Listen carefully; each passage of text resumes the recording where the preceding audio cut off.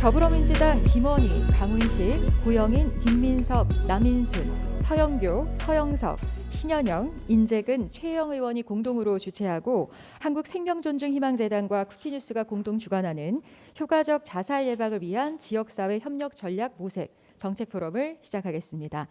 먼저 인사드립니다. 저는 오늘 포럼 사회를 맡은 쿠키건강TV 아나운서 원미연입니다. 반갑습니다.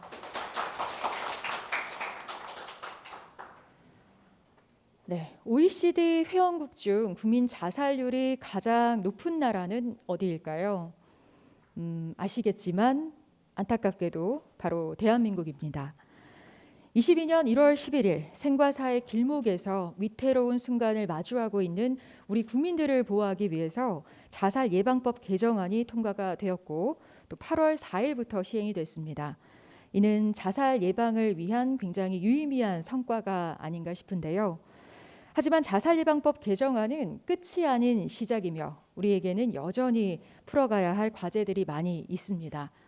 자, 이번 정책 포럼에서는 관계부처와 전문가분들을 모시고 이 개정 자살 예방법의 의의와 효과를 좀 확인하고 또 차질 없는 이행을 위한 향후 과제들을 점검해 보고자 합니다. 관심 어린 시선으로 끝까지 함께해 주시기 바랍니다. 그럼 먼저 오늘 정책 포럼 주관사 대표님들 소개를 먼저 드리도록 하겠습니다. 한국생명존중희망재단 황태현 이사장님께서 참석해 주셨습니다. 큰 박수로 맞아주시기 바랍니다. 계속해서 오늘 정책 포럼 공동 주관한 쿠키뉴스 김지방 대표님 소개드립니다. 그리고 오늘 포럼을 공동 주최해 주신 더불어민주당 김원희 의원님께서 이 보건복지위 의결 일정으로 오늘 좀 부득이하게 참석하지 못하셨는데요. 늦게라도 포럼에 꼭 참석하시겠다고 연락을 주셨어요. 그래서 오시는 대로 또 소개를 드리도록 하겠습니다. 자, 그럼 이번 정책 포럼 공동으로 주관하신 한국생명존중희망재단 황태현 이사장님의 인사 말씀으로 시작해 보겠습니다. 자리에서 마이크 켜고 인사 말씀 전해주시면 되고요. 큰 박수로 맞아주시기 바랍니다. 예, 반갑습니다. 한국생명존중희망재단 이사장 황태현입니다. 오늘 효과적인 자살 예방을 위한 지역사회 협력 전략 모색을 위한 포럼을 개최해 주신 10분의 더불어민주당 의원님들 김원희, 강훈식, 고영인, 김민석, 남인순, 서영교, 서영석, 신현영, 인재근, 최혜영 의원님들께 감사의 말씀을 드리면서 저희 재단과 함께 공동으로 주관을 해주신 쿠키뉴스의 김지방 대표님께도 감사를 드립니다. 그리고 오늘 포럼에 전국에서 먼 길 마다하지 않고 참여해 주신 자살예방센터와 지역의 정신건강복지센터 실무자분들께도 감사의 말씀을 드립니다. 코로나 감염병은 우리의 정신건강에 악영향을 끼쳐서 2021년도 자살률이 2020년도보다 1.2% 정도 상승을 하였고 특히나 10대에서 30대까지의 청년층의 자살률이 증가하게 되면서 우리 국가의 장래를 걱정하는 그러한 상황이 되었습니다. 또한 코로나 이 터널을 막 빠져나오려고 하는 시점에서 시작된 이 국지전이죠. 러시아 우크라이나 전쟁으로 인한 에너지 위기 또 금융시장의 불안이 또 다른 시련을 우리 청년들에게 끼치지 않을까 매우 걱정이 되는 상황입니다. 이러한 복지 사각지대에 도움의 손길을 필요로 하는 그러한 국민들을 위해서 어느 때보다 국가와 전문가들의 관심과 지원이 절실한 상황입니다. 자살 시도자의 정보는 생명을 구하고 또 다른 자살 시도를 예방할 수 있다는 점에서 매우 중요한 정보임에도 불구하고 그간에 법이 개정되기 전에는 본인의 동의 없이는 자살 예방 기관에 전달될 수가 없었습니다. 그러나 자살 예방법 개정안이 국회를 통과하게 되면서 현재에는 경찰이나 소방에서 자살 시도자의 동의 없이 개인 정보를 지역사회 자살예방센터나 정신건강복지센터로 제공을 해서 소중한 생명을 구하는 데 많은 기여를 하고 있습니다. 그렇지만 현장에서 보면 법 개정 이후에 실행하는 데 있어서 많은 문제점들이 또한 존재하고 있는 것도 사실입니다. 오늘 포럼에서는 이와 같은 개정 자살 예방법의 의의를 확인하고 실행하는 현장 상황과 함께 실무자들의 어려움을 들어보고 향후에 개선할 점에 대해서 짚어보는 시간을 가질 예정입니다. 우리 국민의 안전과 정신 건강을 위해 오늘도 최일선에서 애쓰고 계신 경찰이나 소방 또 자살 예방 실무자분들과 이 자리를 마련해 주신 의원님들 그리고 쿠키뉴스 관계자분들께 감사의 마음을 전합니다. 감사합니다. 네, 황태현 이사장님의 인사 말씀 함께 하셨고요. 계속해서 공동주관사인 쿠키뉴스 김지방 대표님께서 인사 말씀 전해주시겠습니다. 따뜻한 박수로 맞아주시기 바랍니다. 네, 안녕하세요. 쿠키뉴스 김지방 대표입니다. 오늘 저희 정책 포럼에 무려 10명의 의원님께서 더불어민주당에서 이렇게 함께해 주셨는데요. 저희가 정책 포럼 많이 하지만 이렇게 많은 의원님들께서 이렇게 함께해 주신 것은 처음이거든요. 그만큼 이 문제가 심각하다는 걸 모두 알고 있고 또 많은 관심 가지고 계신 것 같습니다. 또 의원님들 중에서도 많은 분들이 오늘 참석하고 싶다는 의견을 주셨었는데 오늘 국회 사정이 또 보건복지위 또 중요한 회의가 열려가지고 못 오셔서 조금 아쉽네요. 예. 저희가 이 내용들 잘 요약해서 전달하겠습니다. 대한민국 국력이 지금이 단군 이래 가장 신장되어 있는 가장 센 그런 시기인데도 오히려 자살률은 또 단군 이래 아마 가장 높은 그런 시기입니다. 참 아이러니한데요. 오늘 제가 그 의원님들의 인사말이나 오늘 발표하실 분들 자료를 보니까 저도 몰랐던 많은 그 자살 막기 위한 노력들이 있더라고요. 지역마다 정신건강복지센터가 있고 또 중요한 병원마다 생명사랑 위기 대응 센터가 있고 또 많은 의사분들 또 소방관분들 또 많은 또 공무원들이 자살을 막기 위해서 이렇게 열심히 노력하고 계신 것들 제가 새롭게 알게 됐습니다. 오늘 행사 통해서 이렇게 자살을 막기 위해서 마련된 이 많은 기관들이 잘 협력해서 제대로 정말 더 많은 사람들을 살릴 수 있도록 만드는 방법이 무엇인지 잘 찾아보고 또 잘 실행할 수 있도록 제가 또 역할을 다하겠습니다. 또 저희 언론이 또 해야 할 일은 이렇게 여러분들께서 애쓰셔가지고 자살을 막았는데 그분들이 살아갈 이유를 찾지 못하면은 또 다시 절망하게 되잖아요. 또 저희 언론도 좀 더 살아볼 만한 세상, 살아볼 만한 나라를 만들 수 있도록 더욱 열심히 노력하겠습니다. 감사합니다. 네, 쿠키뉴스 김지방 대표님 인사 말씀까지 함께 하셨습니다.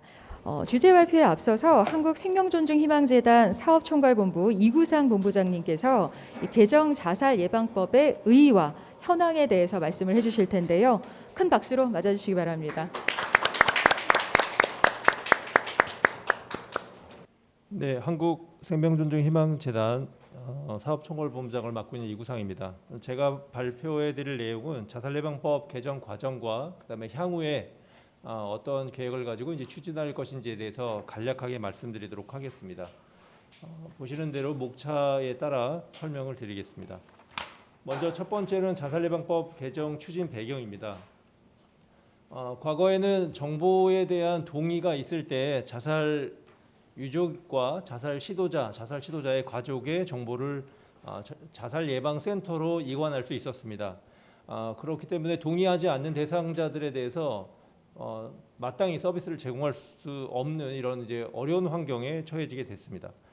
그리고 과거에 경찰 변사 기록에 대한 저희가 정보를 지속적으로 수집하고 있었는데 그 정보도 법적 근거의 마련의 필요성이 있었습니다. 이에 따라서 세 가지의 큰 자살 예방법 개정안이 이제 시행이 됐는데요. 첫 번째는 자살 시도자의 가족, 그다음에 자살자의 가족에 대한 동의 없이도 자살 예방 센터에 이 정보를 이관할 수 있는 그런 이제 법적 이제 내용을 담게 됩니다. 두 번째는 이 자살 시도자 사후 관리에 대한 정확한 관리가 필요하기 때문에 정보 시스템을 마련하는 것이 두 번째입니다.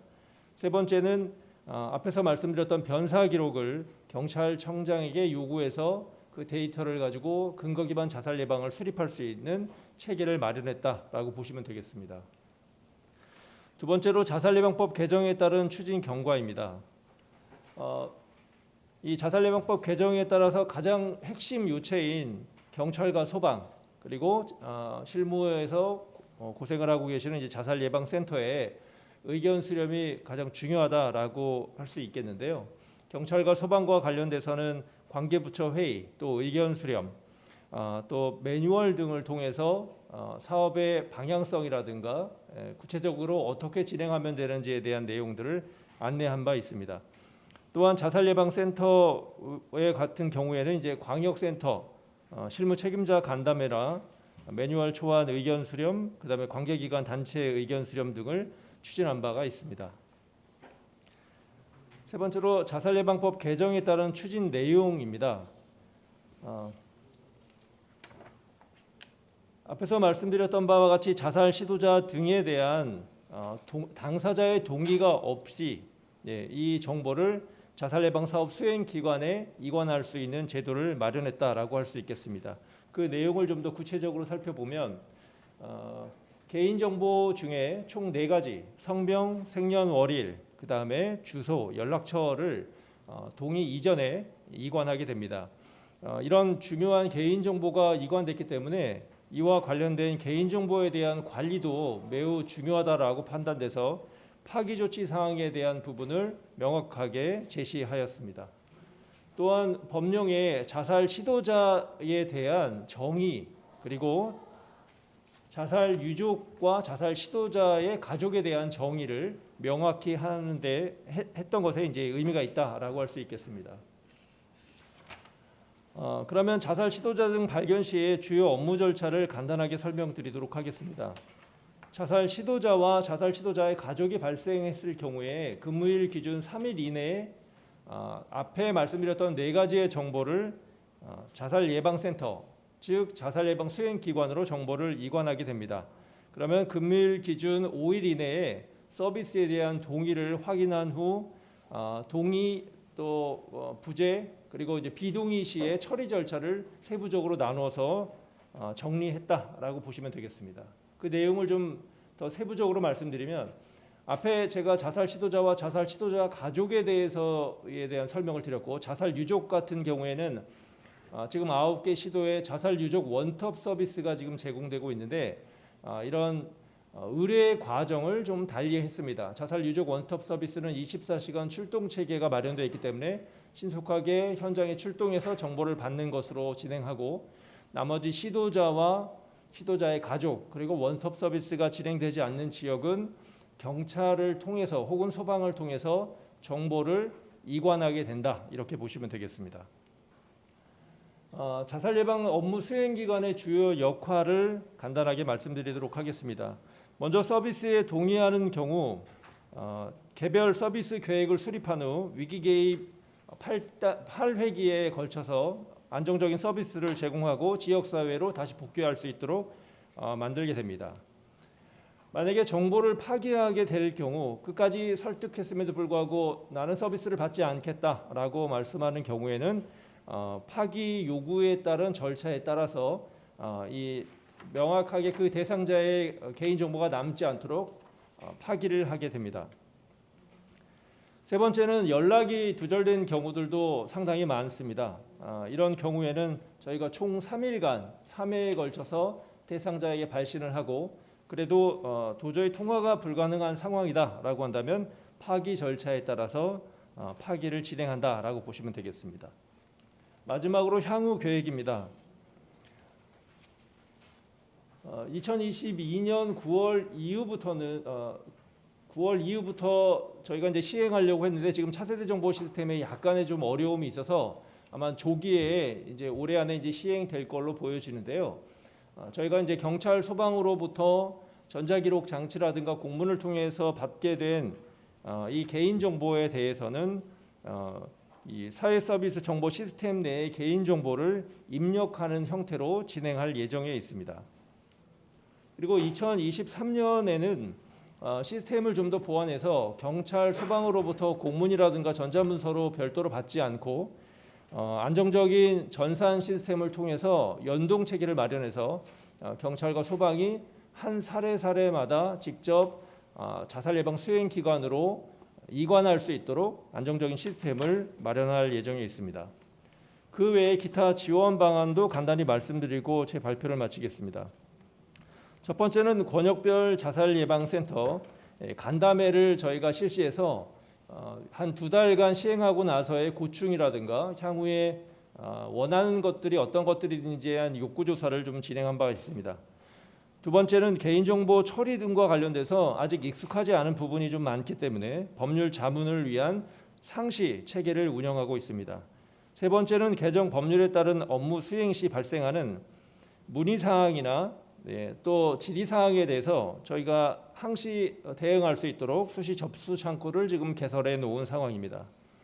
네 번째는 경찰, 소방 등 관계부처와의 협력 체계를 지속적으로 마련할 예정에 있습니다. 저희가 이제 간담회를 진행하면서 많은 지자체에서 이제 말씀하셨던 것이 경찰과 소방이 아직까지 이 법령에 대해서 깊이 인식하지 못하는 경우들이 좀 많이 있다라는 의견이 좀 있었습니다. 그래서 경찰, 소방의 협력을 바라는 이런 이제 노력들을 계속할 예정에 있습니다. 또한 경찰, 소방에 생명존중 협력 담당관이 한 명씩 지정되어 있는데요. 이분들을 대상으로 해서 사업 설명이나 그다음에 교육을 상설화해서 이 생명존중 협력 담당관이 교체되더라도 이분들이 업무를 충실히 수행할 수 있고 이 업무를 잘 인식할 수 있도록 저희가 지속적으로 노력하도록 하겠습니다. 네, 이것으로 제 발표를 마치도록 하겠습니다. 네, 이구상 본부장님께서 이 개정 자살 예방법 내용들 또 현황 좀 발표해 주셨고요. 계속해서 주제 발표가 있겠습니다. 첫 번째 주제 발표는 자살 예방법 개정의 의의와 기대 효과라는 주제로 경희대학교 병원 정신건강의학과 백종우 교수님께서 발표해 주실 텐데요. 따뜻한 박수로 맞아주시기 바랍니다. 네, 이 자리 마련해 주신 생명존중희망재단 또 쿠키뉴스에도 진심으로 감사드리고요. 사실 이 법은 굉장히 우리 사회가 전에 해본 적이 없는 도전적인 과제였다고 생각합니다.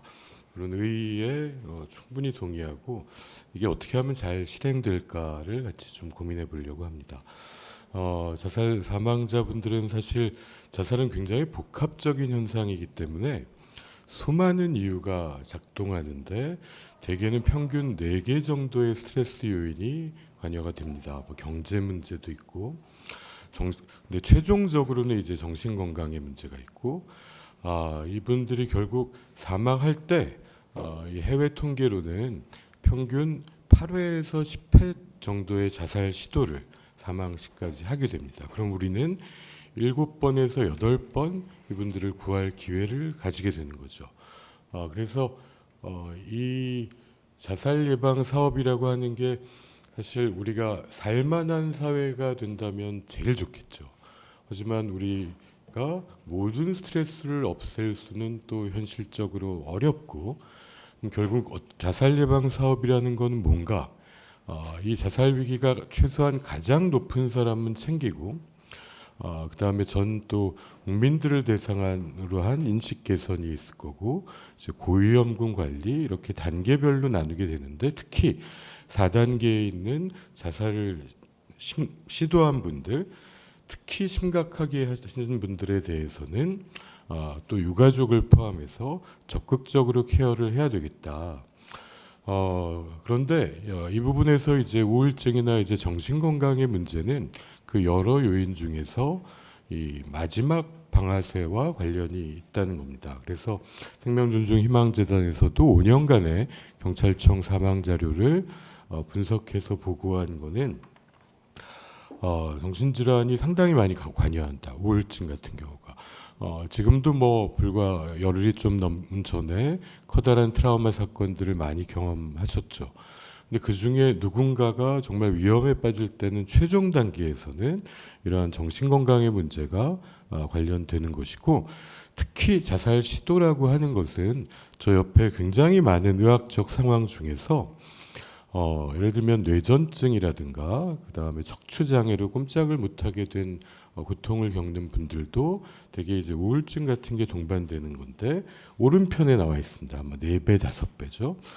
그런데 우울증 같은 유병률이 높은 질환이 20배가 일반 인구에 비해서 높아지고 이전의 자살 시도로 문제를 해결하려고 했던 거죠.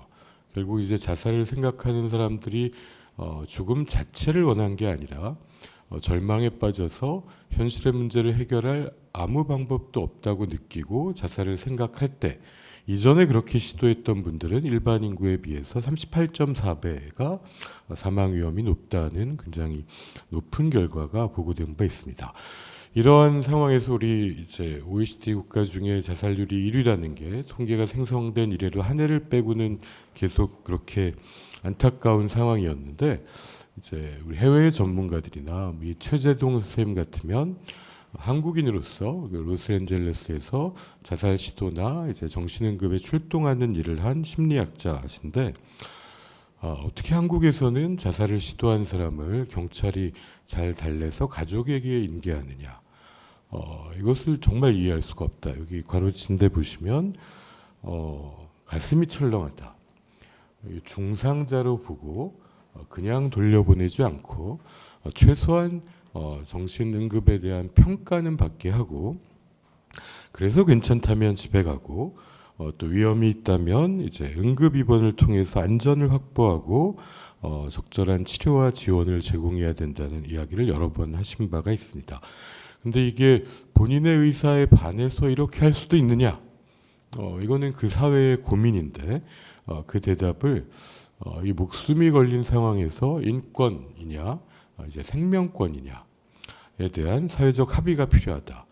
근데 그 합의라는 것은 결국 법과 제도로 국회에서 또 해주셔야 되는 일이기 때문에 저희가 국회 자살 예방 포럼과 계속 논의를 해왔는데 우리나라 이제 2011년에 생긴 자살 예방 법에는 제가 제일 좋아하는 참 문구는 3조에 있는데 국민은 자살 위험에 노출되었을 때 국가와 지방자치단체에 도움을 요청할 권리가 있다 이렇게 서술하고 있습니다. 또 위험이 높은 자를 발견한 경우에는 구조될 수 있게 조치를 취해야 된다고 얘기하고 있고 일본의 자살예방법 1조는 국가는 이제 위기에 빠진 국민이 자살로 내몰리지 않는 사회. 뭐 사실 누가 내몰았습니까? 등 뒤에서 밀었습니까? 그게 아니라 위기에 빠진 사람을 빨리 발견해 구조할 책임이 국가에 있다는 것을 법에 명시한 바 있습니다. 이렇게 봤을 때 이제 자살 시도자를 발견해서 어떻게 이제 시초에 연계하느냐. 그래서 우리가 이전까지는 이 개인 정보를 보호하는 것도 매우 중요한 일입니다. 그래서 결국 본인을 설득하지 않으면 그냥 가족과 본인이 또 이 문제를 해결할 수밖에 없는 실정이었습니다. 근데 저희가 이런 상황에 대해서 해외를 벤치마킹하고 알게 된 것은 이 대만에서는 경찰과 소방이 이 자타의 위기가 있는 경우에 출동이 의무화되어 있었습니다. 이것이 법으로 해야 한다로 써 있었고 그 다음에 이제 지자체 이것을 근거로 지자체가 정보를 받아서 사례관리자를 집으로 찾아가게 해서 이분들에게 얘기를 듣고 상황에 따라 도움을 각 부처로 연계한다는 것이었고요. 그 다음에 대부분의 선진국에서 최소한 3일간의 이제 생명을 구하기 위한 응급 입원은 법적으로 보장하고 있고 우리도 있긴 있는데 우리는 생명입원, 행정입원이 가족이 있는 경우에는 법에는 그렇게 써 있지 않은데 거의 작동해오지 못했던 것이 또 현실이기도 합니다. 그리고 경제적 어려움이 있는 시도자들은 이것으로 비용이 발생할 때 현재까지 뭐 보건복지부도 하고 있습니다만 지금 생명보험사회공헌재단이나 이런 민간재단의 기여가 생명존중희망재단을 통해서 지원될 때 아직은 더 큰 편입니다. 근데 이 사보험의 나라인 미국에서도 이런 공공이 결정하는 치료에 있어서는 비용을 받지 않고 할 수 있는 다양한 방법을 가지고 있다는 것입니다. 우리나라에서도 이 사업을 처음 자살 시도자에 대한 얘기를 할 때 2006년에 서울시 자살예방센터가 자살 시도자분들과 응급실과 협력해서 서울시 자방에 이제 사례 관리를 받아라 이걸 안내하고 그 설문을 시행했는데 동의율이 12%였습니다. 그러니까 뭐 해봐야 의미가 없겠다 이런 생각이 들 수 있는 참혹한 결과였는데 이제 원주 의대 이제 응급실과 민성호 교수님 정신과 팀이 현장의 응급실의 사례 관리자를 배치해서 그때부터 이분들을 도왔더니 동의율이 이제 67%가 나오기 시작했습니다. 그래서 이것이 이제 2013년부터 복지부 시범 사업이 되고 지금은 80개 병원에서 이 서비스를 생명사랑 위기대응센터라는 이름으로 많은 병원들이 참여하고 있고 생명존중희망재단이 이제 관리하고 계시고 실제 건강보험 자료와 사망 자료를 붙여봤더니 사망률이 이렇게 2분의 1로 준다는 보고도 리포트가 됐고 또 4분의 1로 준다는 보고도 있는데 그것도 조만간에 이제 논문으로 보실 수 있을 것 같습니다. 이거는 저희 병원에 왔던 한 79세 남성분인데 이분이 저한테 처음 했던 얘기는 저를 왜 살리셨습니까? 라는 거였습니다. 뭐 상황을 보면 이미 주민등록증도 없고 가족과 연결 다 끊어졌고 그 고시원에 낼 돈 10만 원이 없는 날 목을 매려고 시도하셨던 분인데 이렇게 여러 사람들이 달라붙어서 주민등록부터 복원시키고 보험을 살리고 복지부에서 도와주고 바보의 나눔 재단에서 병원비와 생계비를 주고 집 희망 주거복지센터에서 조그만 공간을 마련했을 때 이분의 모든 문제를 누구도 해결할 수 없습니다. 하지만 함께하면서 나한테 살아갈 희망이 있다는 것을 회복할 수 있는 것을 경험했고 이 일을 하는 분들은 현장에서 확신하고 있는 일이라고 생각합니다. 이런 것들은 이미 자살률을 반 이상 20, 30년에 걸쳐서 줄인 덴마크 같은 나라에서도 그거는 나라별로 찾아가는 클리닉을 만드는 걸로 하고 있기도 하고요. 이 코로나 시기에 뭐 호주 같은 나라는 이미 잘 돼 있는 줄 알았는데 거기에 더 많은 예산을 투입하기도 했습니다. 그리고 이런 이제 다학제가 함께하는 모델은 이미 이런 퇴역 군인 이 미국에서 자살 예방 대책이 국가 대책으로 마련된 데에는 베트남전 참전 퇴역 군인의 자살, 뭐 대학생 자살 이것들이 사회 문제로 인식되기 시작한 후였는데 이렇게 병원 안에도 이제 다학제 팀이 찾아가는 서비스를 한다는 것이고 심지어는 자살 예방 한라인은 이제 988이라는 이름으로 미국에서도 단일화되고 올 7월부터 이제 이름이 바뀌어서 이전부터 있었지만 하고 있는데 집으로 찾아갑니다. 전화로 자살을 예방할 수 있지만 충분치 않을 것입니다. 그것을 찾아가는 서비스까지 할 수 있다면 더 이제 높은 수준의 서비스일 것입니다. 앞에 말씀드린 대만, 그러니까 우리가 이제 미국 뭐 다른 선진국을 얘기하면은 너무 멀어 보일 수가 있으니까 대만도 자살 예방 추진 체계에 이 여러 부처가 협력한다. 예를 들면 대여처에서는 경제적 어려움이 있는 사람에게 저리로가 대출을 받을 수 있는 걸 연계한다든지 이 자살 예방은 보건복지 보건소만 하는 게 아니라 여러 부처가 함께 했을 때 가장 효과적인 거죠. 여기에 뭐 보시면은 이 건물을 관리하는 건축관리처는 왜 있냐? 빌딩 옥상에 올라가는데 이제 시건 장치를 설계하고 특히 학교 같은데 이제 추락을 방지하는 것들이 자살 예방에 도움이 된다. 이런 개념입니다. 그래서 법에 의해서 결국 자살 예방 센터로 통보할 때 대만에서도 상당한 논란이 있었다고 합니다. 이게 그걸 하시는 팀입니다. 그래서 여기에 센터장, 부센터장은 파견된 공무원이고요. 대개는 이제 요 센터가 만들어질 때 우리나라의 정신건강복지센터를 모델로 만들었다고 하는데 그래서 1년에 한 6천 건, 우리나라도 보면은 시도자 따지면 1년에 이제 3만 몇천 명 얘기하는데 그 중에 서울에 5분의 1이 있으니까 서울에 이제 7천 건이라고 계산한다면 이제 대만 타이페이랑 비슷한 숫자죠. 근데 이 일만 하는 사람이 17명이 연간 6천만 명을 90%를 집으로 찾아갔다는 겁니다. 나는 희망이 없어서 자살을 시도한 다음에 누군가 나를 찾아와서 여러 도움받을 수 있는 방법을 안내하고 이걸 몇 시간씩 설득을 한 거랑 그 다음에 문자만 받는 거하고는 비교할 수 없는 결과가 있을 것입니다. 이거는 이제 다른 법에서는 이제 긴급의료제도라고 해서 현장의 경찰 119가 어떻게 판단해야 될지, 이분들에게 생명권이 더 우선인지, 인권을 존중해서 본인의 의사를 존중할지를 판단이 어려운 경우가 있습니다. 이 경우를 이제 같이 상의할 수 있는 시립병원의 합라인, 심지어는 현장에 24시간 5분 대기조를 갖추고 있다, 이런 얘기입니다. 그래서 이제 현장에서 이제 몸이 심각하게 다친 분이 아니면 꼭 응급평가를 시행하고 또 퇴원 후에도 집을 찾아가는 시스템을 갖추고 있더라. 그래서 이렇게 바뀌었습니다. 앞에서도 말씀해 주셨죠. 그래서 우리 경찰과 소방과 자치경찰 공무원이 시도자의 정보를 우리도 받을 수 있는 체계를 만들어 주신 거는 혁신적인 일이라고 생각합니다. 우리도 그냥 돌려보내지 않겠다는 약속을 한 거죠.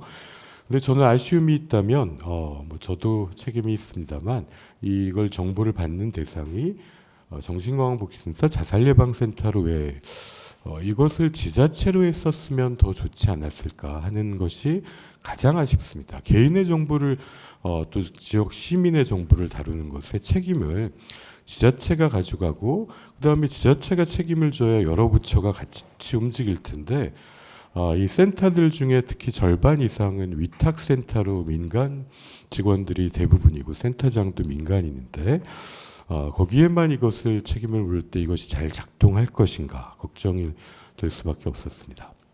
그래서 이런 것들이 계기는 굉장히 실질적으로 충분하고 또 이걸 통해서 우리가 3만 5천 명의 자살 시도자 또 거기에 대해서 유가족은 사실 더 많을 수도 있습니다. 1년에 13,000명대의 가족들인데 그러면은 그 가족 수까지 합치면 더 많아지는데 저희가 제일 최우선할 고위험군이 누군지를 정부가 알게 됐다.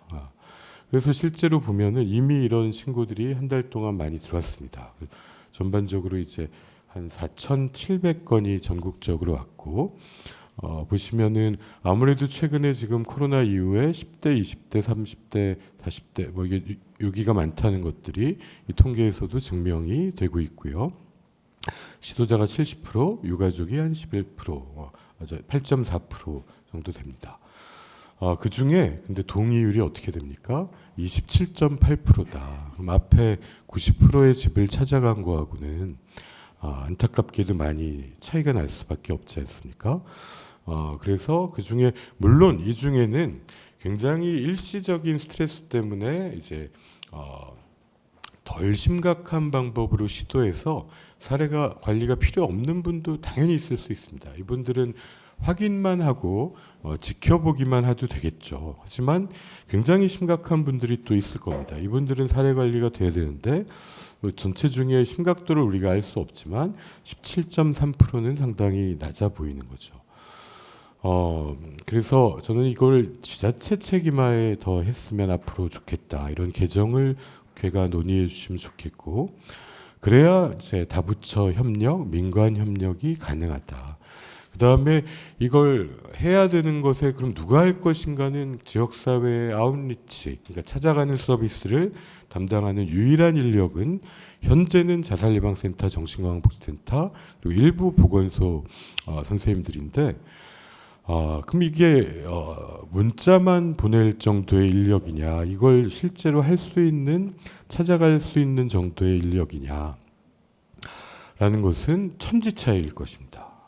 그래서 실제로 방문과 설득 그리고 직접 서비스가 이루어질 수 있는 쪽으로 좀 더 논의가 되었으면 좋겠고 아마 뭐 저희가 듣기에는 보건복지부도 인력을 증원을 요청했는데 뭐 250명 정도. 근데 이제 올해 여러 가지 뭐 어려움 속에서 기재부에서 통과가 잘 되지 않았다고 들었습니다. 근데 이거 우리가 여기에 투자하는 비용과 그 사회가 거기에서 생명을 지키고 그분들이 또 일하고 건강하게 살아가는 비용 중에서 어떤 것들이 더 이익이냐를 따져본다면 예산의 우선순위를 이야기할 수도 있고 실제 해외에서는 그런 근거가 충분하다. 어떻게 보면 이 일을 하는 분들을 늘리는 것이 국가적으로 손해가 아니라 훨씬 큰 이득을 가져다 줄 것이라고 생각합니다. 그래서 이걸 끌고 나가는 데 있어서 국가 지자체가 책임성을 가지고 이 계기를 실제로 잘 챙길 수 있는 체계와 인력을 주실 것을 부탁드립니다. 예, 마치겠습니다.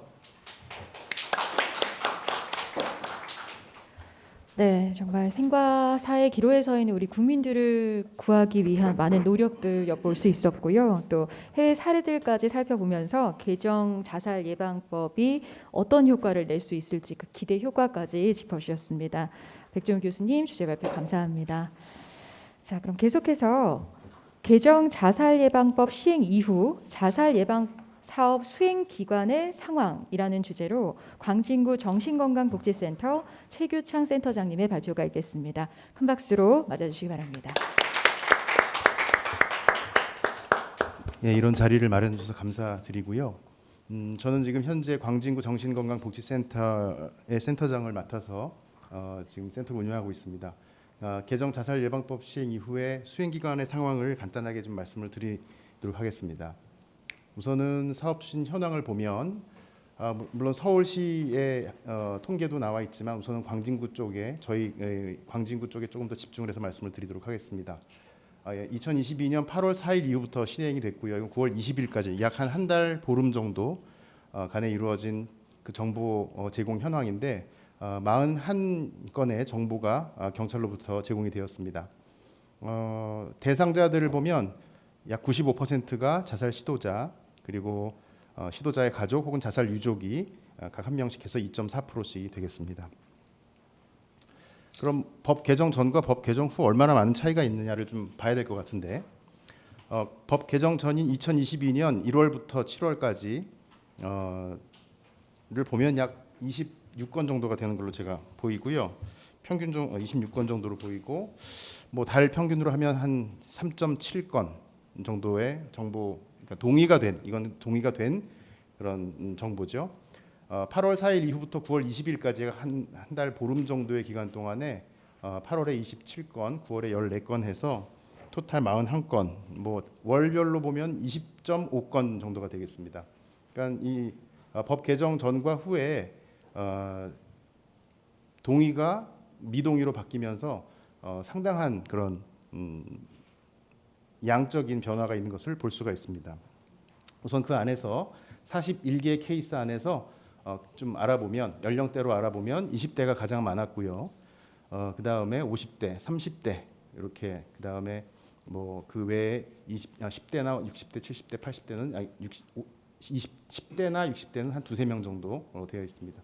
어쨌거나 20, 30대가 상당한 많은 포션을 차지하고 있는 것을 알 수가 있습니다.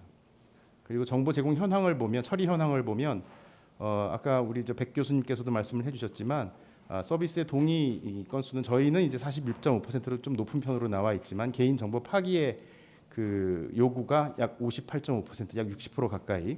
그건 서울시에서도 마찬가지로 개인 정보 파기의 건수가 한 퍼센테이지가 61.5% 정도로 상당히 높은 퍼센테이지를 차지하고 있습니다. 서비스 동의건 17건 중에서는 동일인 신고건을 제외하면 실인원이 12명 정도에게 서비스가 제공된 것을 알 수가 있습니다.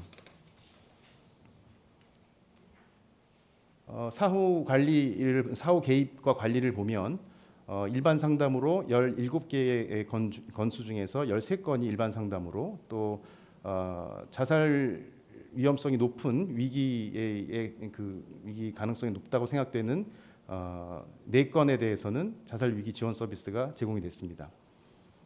일반 상담안을 보면은 기존에 이제 등록돼 있던 상담 사례 관리 대상들도 있었고 또 1회 면담 후에 종결된 건들 동의는 했지만 진행이 되지 않은 건들도 있었습니다. 간단하게 저희 지금 현재까지의 그 상황을 갖다가 말씀드렸고 지금 이제 현장에서의 어려움을 갖다가 제가 말씀드려야 될 부분이라고 생각을 합니다. 여기 요 종이가 이제 저희에게 오는 개인 정보 내역서 제공 내역서입니다. 요 발신처는 이제 어디서 정보가 오는지를 알 수 있는 것이고, 여기 이제 정보 제공이 어떤 사람 자살 시도자인지, 시도자 가족인지, 자살 유가족인지가 체크하게 돼 있고, 세부 정보는 아까 말씀드렸던 것처럼 성명과 생년월일, 연락처, 주소 이렇게 4가지가 오게 돼 있죠.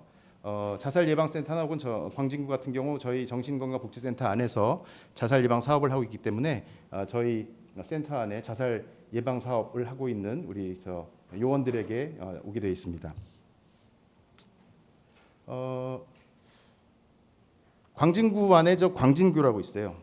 광진교에서 이제 누군가가 이제 자살을 시도한다, 할 것이다, 혹은 그것을 누가 목격했다 하면 신고를 하겠죠. 그럼 당연히 경찰과 소방이 출동을 합니다. 경찰과 소방은 그 위급한 장소에서 당사자가 시도하지 않게 구호하거나 구조해서 자살이 일어나지 않도록 하는 역할을 합니다. 그럼 그분들이 예전 같으면 이제 그러고 끝이죠. 뭐 보호자분들이 온다면 같이 귀가를 시키거나, 아니면은 계속적으로 자살 사고를 얘기하고 또 뛰어내리려고 한다면 어떻게든 응급입원을 시키거나 할 수도 있겠죠. 하지만 그건 약간 옵션 같은 거였습니다. 그리고 동의가 되어야만 가능한 것이었는데, 이제 이번에 미동의가 되면서 저희한테 이런 팩스나 혹은 이제 공문이 오는 거죠. 그 다음 날이나 어쨌거나 하루 이틀 안에 요 4개의 세부 정보가 적혀 있는 공문을 받게 된 우리 요원은 이제 연락을 해야 되겠죠. 근데 생각을 해보면 그 급박한 그 자살 시도의 현장 구하려고 하고 뭐 가끔 다칠 수도 있을 겁니다. 그런 상황에서 경찰이나 소방 공무원들이 얻을 수 있는 정보는 약간 한계가 있을 거예요. 근데 기본적으로 센터에서 보통 사례 관리나 이런 정신건강 서비스를 제공하는데 저희들이 원하는 정보들은 어떤 것들이냐면 이런 것들이에요. 그 사람의 부모님은 사이가 좋았나? 이 사람은 원하는 아이였나? 태어나가지고서는 발달력은 괜찮았나? 6개월 때 귀엽고 9개월 때 앉았고 11개월 때 일어서서 걸었나? 학교를 들어갈 때 공부는 잘했나? 친구 교우 관계는 어땠나? 혹시 가족 중에 정신과적 질환이 있는 사람은 없나? 현재 이 사람이 지금 사는 곳은 혼자 사나? 부모님이랑 같이 사나? 부모님하고의 관계는 어떤가? 이런 것들을 저희는 궁금해하거든요. 그리고 저희들이 서비스를 제공할 때도 그런 아주 다양한 그런 정보들을 바탕으로 어떤 서비스가 맞겠다라는 것이 제공되는 것이죠. 그렇다면은 자살 시도자에게 우리가 원하는 정보는 어떤 게 있을까요? 이 사람은 왜 자살을 시도했는가가 제일 중요하겠죠. 정말로 우울증과 같은 정신적 질환이 있었는지, 아니면 자살을 계속 명령하는 환청이 있었는지, 아니면은 경제적으로 굉장히 힘들었는지, 뭐 여자친구랑 헤어졌는데 그것 때문에 실망이 컸는지, 그 외에도 뭐 가정 안에 불화가 있었는지, 이런 것들이 궁금하겠죠. 근데 사실 자살 현장에 가 있는 경찰 공무원이나 소방 공무원이 그런 정보를 거기서 일일이 이렇게 캐묻거나 아니면 확인하기는 힘들 것이라고 생각을 합니다. 보면 이제 결국은 대상자 정보가 부족하다고 하는 것이 다 그 내용들이에요.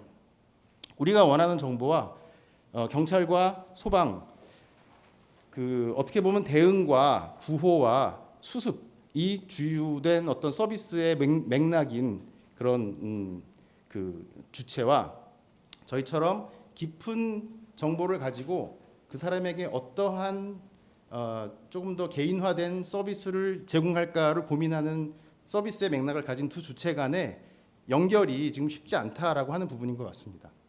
그럼 이걸 어떻게 할 거냐가 이제 우리가 고민해야 될 부분인 것 같아요. 그래서 이 내용들이 다 그 내용들이에요. 유입과 파기를 위한 시간과 노력에 맞는다.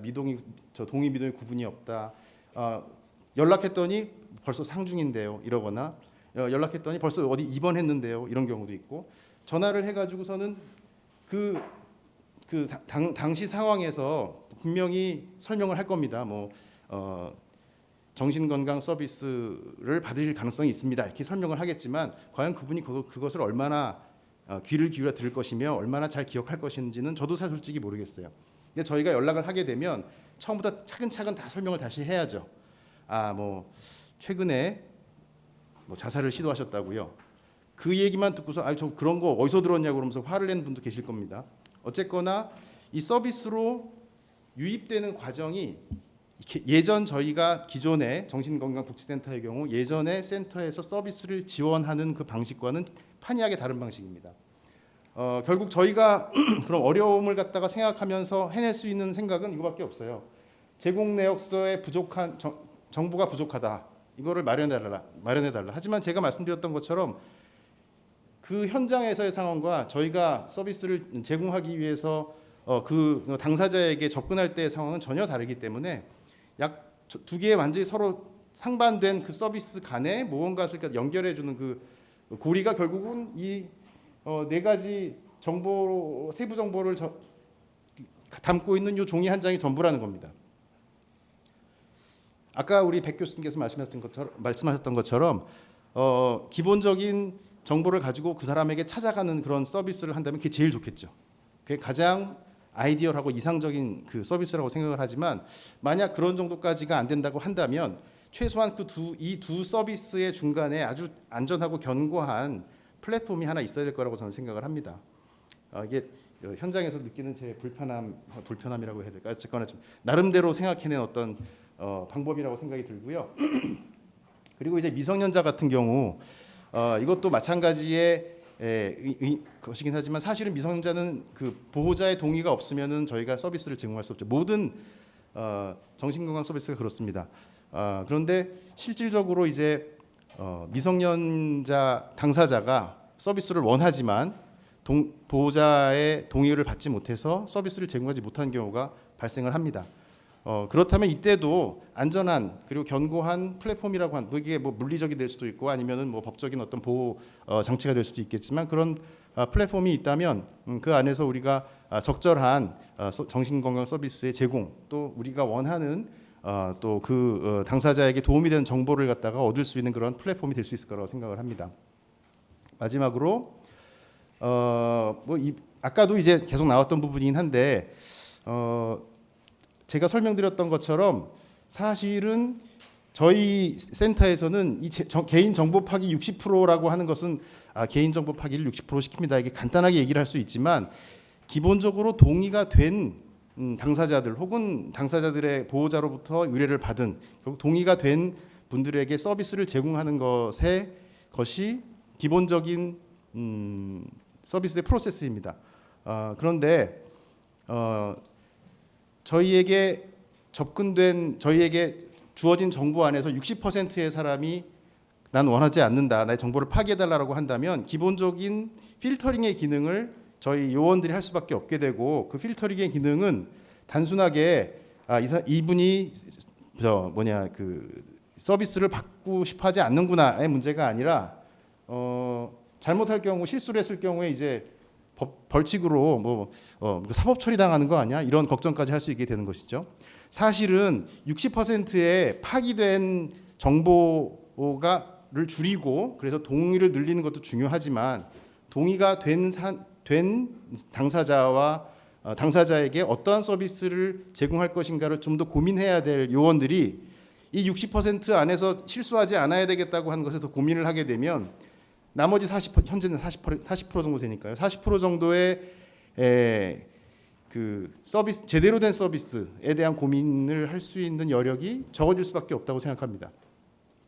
그래서 지금까지 제가 두서없이 말씀드렸는데 이런 어떤 그 전혀 맥락이 다른 큰 두 개의 서비스 간의 연결점을 어떻게 스무스하게 혹은 어떻게 견고하고 안전하게 서비스를 제공하고 정보를 전달할 수 있는 방법을 알아내느냐 하는 것이 아마도 현장에서 직접적으로 당사자들과 또 유가족들과 또 자살 시도자의 가족들을 갖다가 만나는 저희 현장의 입장에서는 중요한 부분이라고 생각이 됩니다. 예, 저희 두서없는 말씀 들어주시느라고 감사합니다. 네, 이 자살 예방 사업을 수행해가는 그 기관들의 좀 어려운 상황들도 엿볼 수 있었고요. 또 향후 또 보완하고 해결해 가야 할 부분들을 좀 가늠해보는 그런 시간이 아니었나 싶습니다. 자, 효과적 자살 예방을 위한 지역사회 협력 전략 모색을 위한 정책 포럼 함께하고 계신데요. 이제 종합 토론 이어가 보도록 하겠습니다. 먼저 오늘 토론 좌장을 맡아주실 한국생명존중희망재단 황태현 이사장님 다시 좀 소개를 드리겠습니다. 이사장님께서는 현재 한국생명존중희망재단 이사장으로 재임 중이시며 국립정신건강센터 정신건강사업부의 부장, 또 대한사회 정신의학회 회장을 영입하셨습니다. 다시 한번 큰 박수로 맞아주시기 바랍니다. 예, 소개 감사드립니다. 세 분의 발표를 통해서 우리 자살예방법의 입법 과정, 또 해외의 사례, 또 우리 광진구 지역사회 내에서의 현재 처하고 있는 여러 가지 현안에 대한 얘기를 좀 들었습니다. 그러면 지금부터는 이제 저희가 한 시간 정도 토론 시간을 가질 텐데요.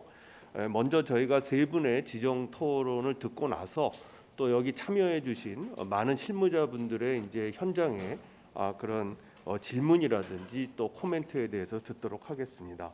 그럼 첫 번째 토론은 우리 보건복지부 자살예방정책과 김지윤 사무관님께서 해주시겠습니다. 박수로 청해 듣도록 하겠습니다.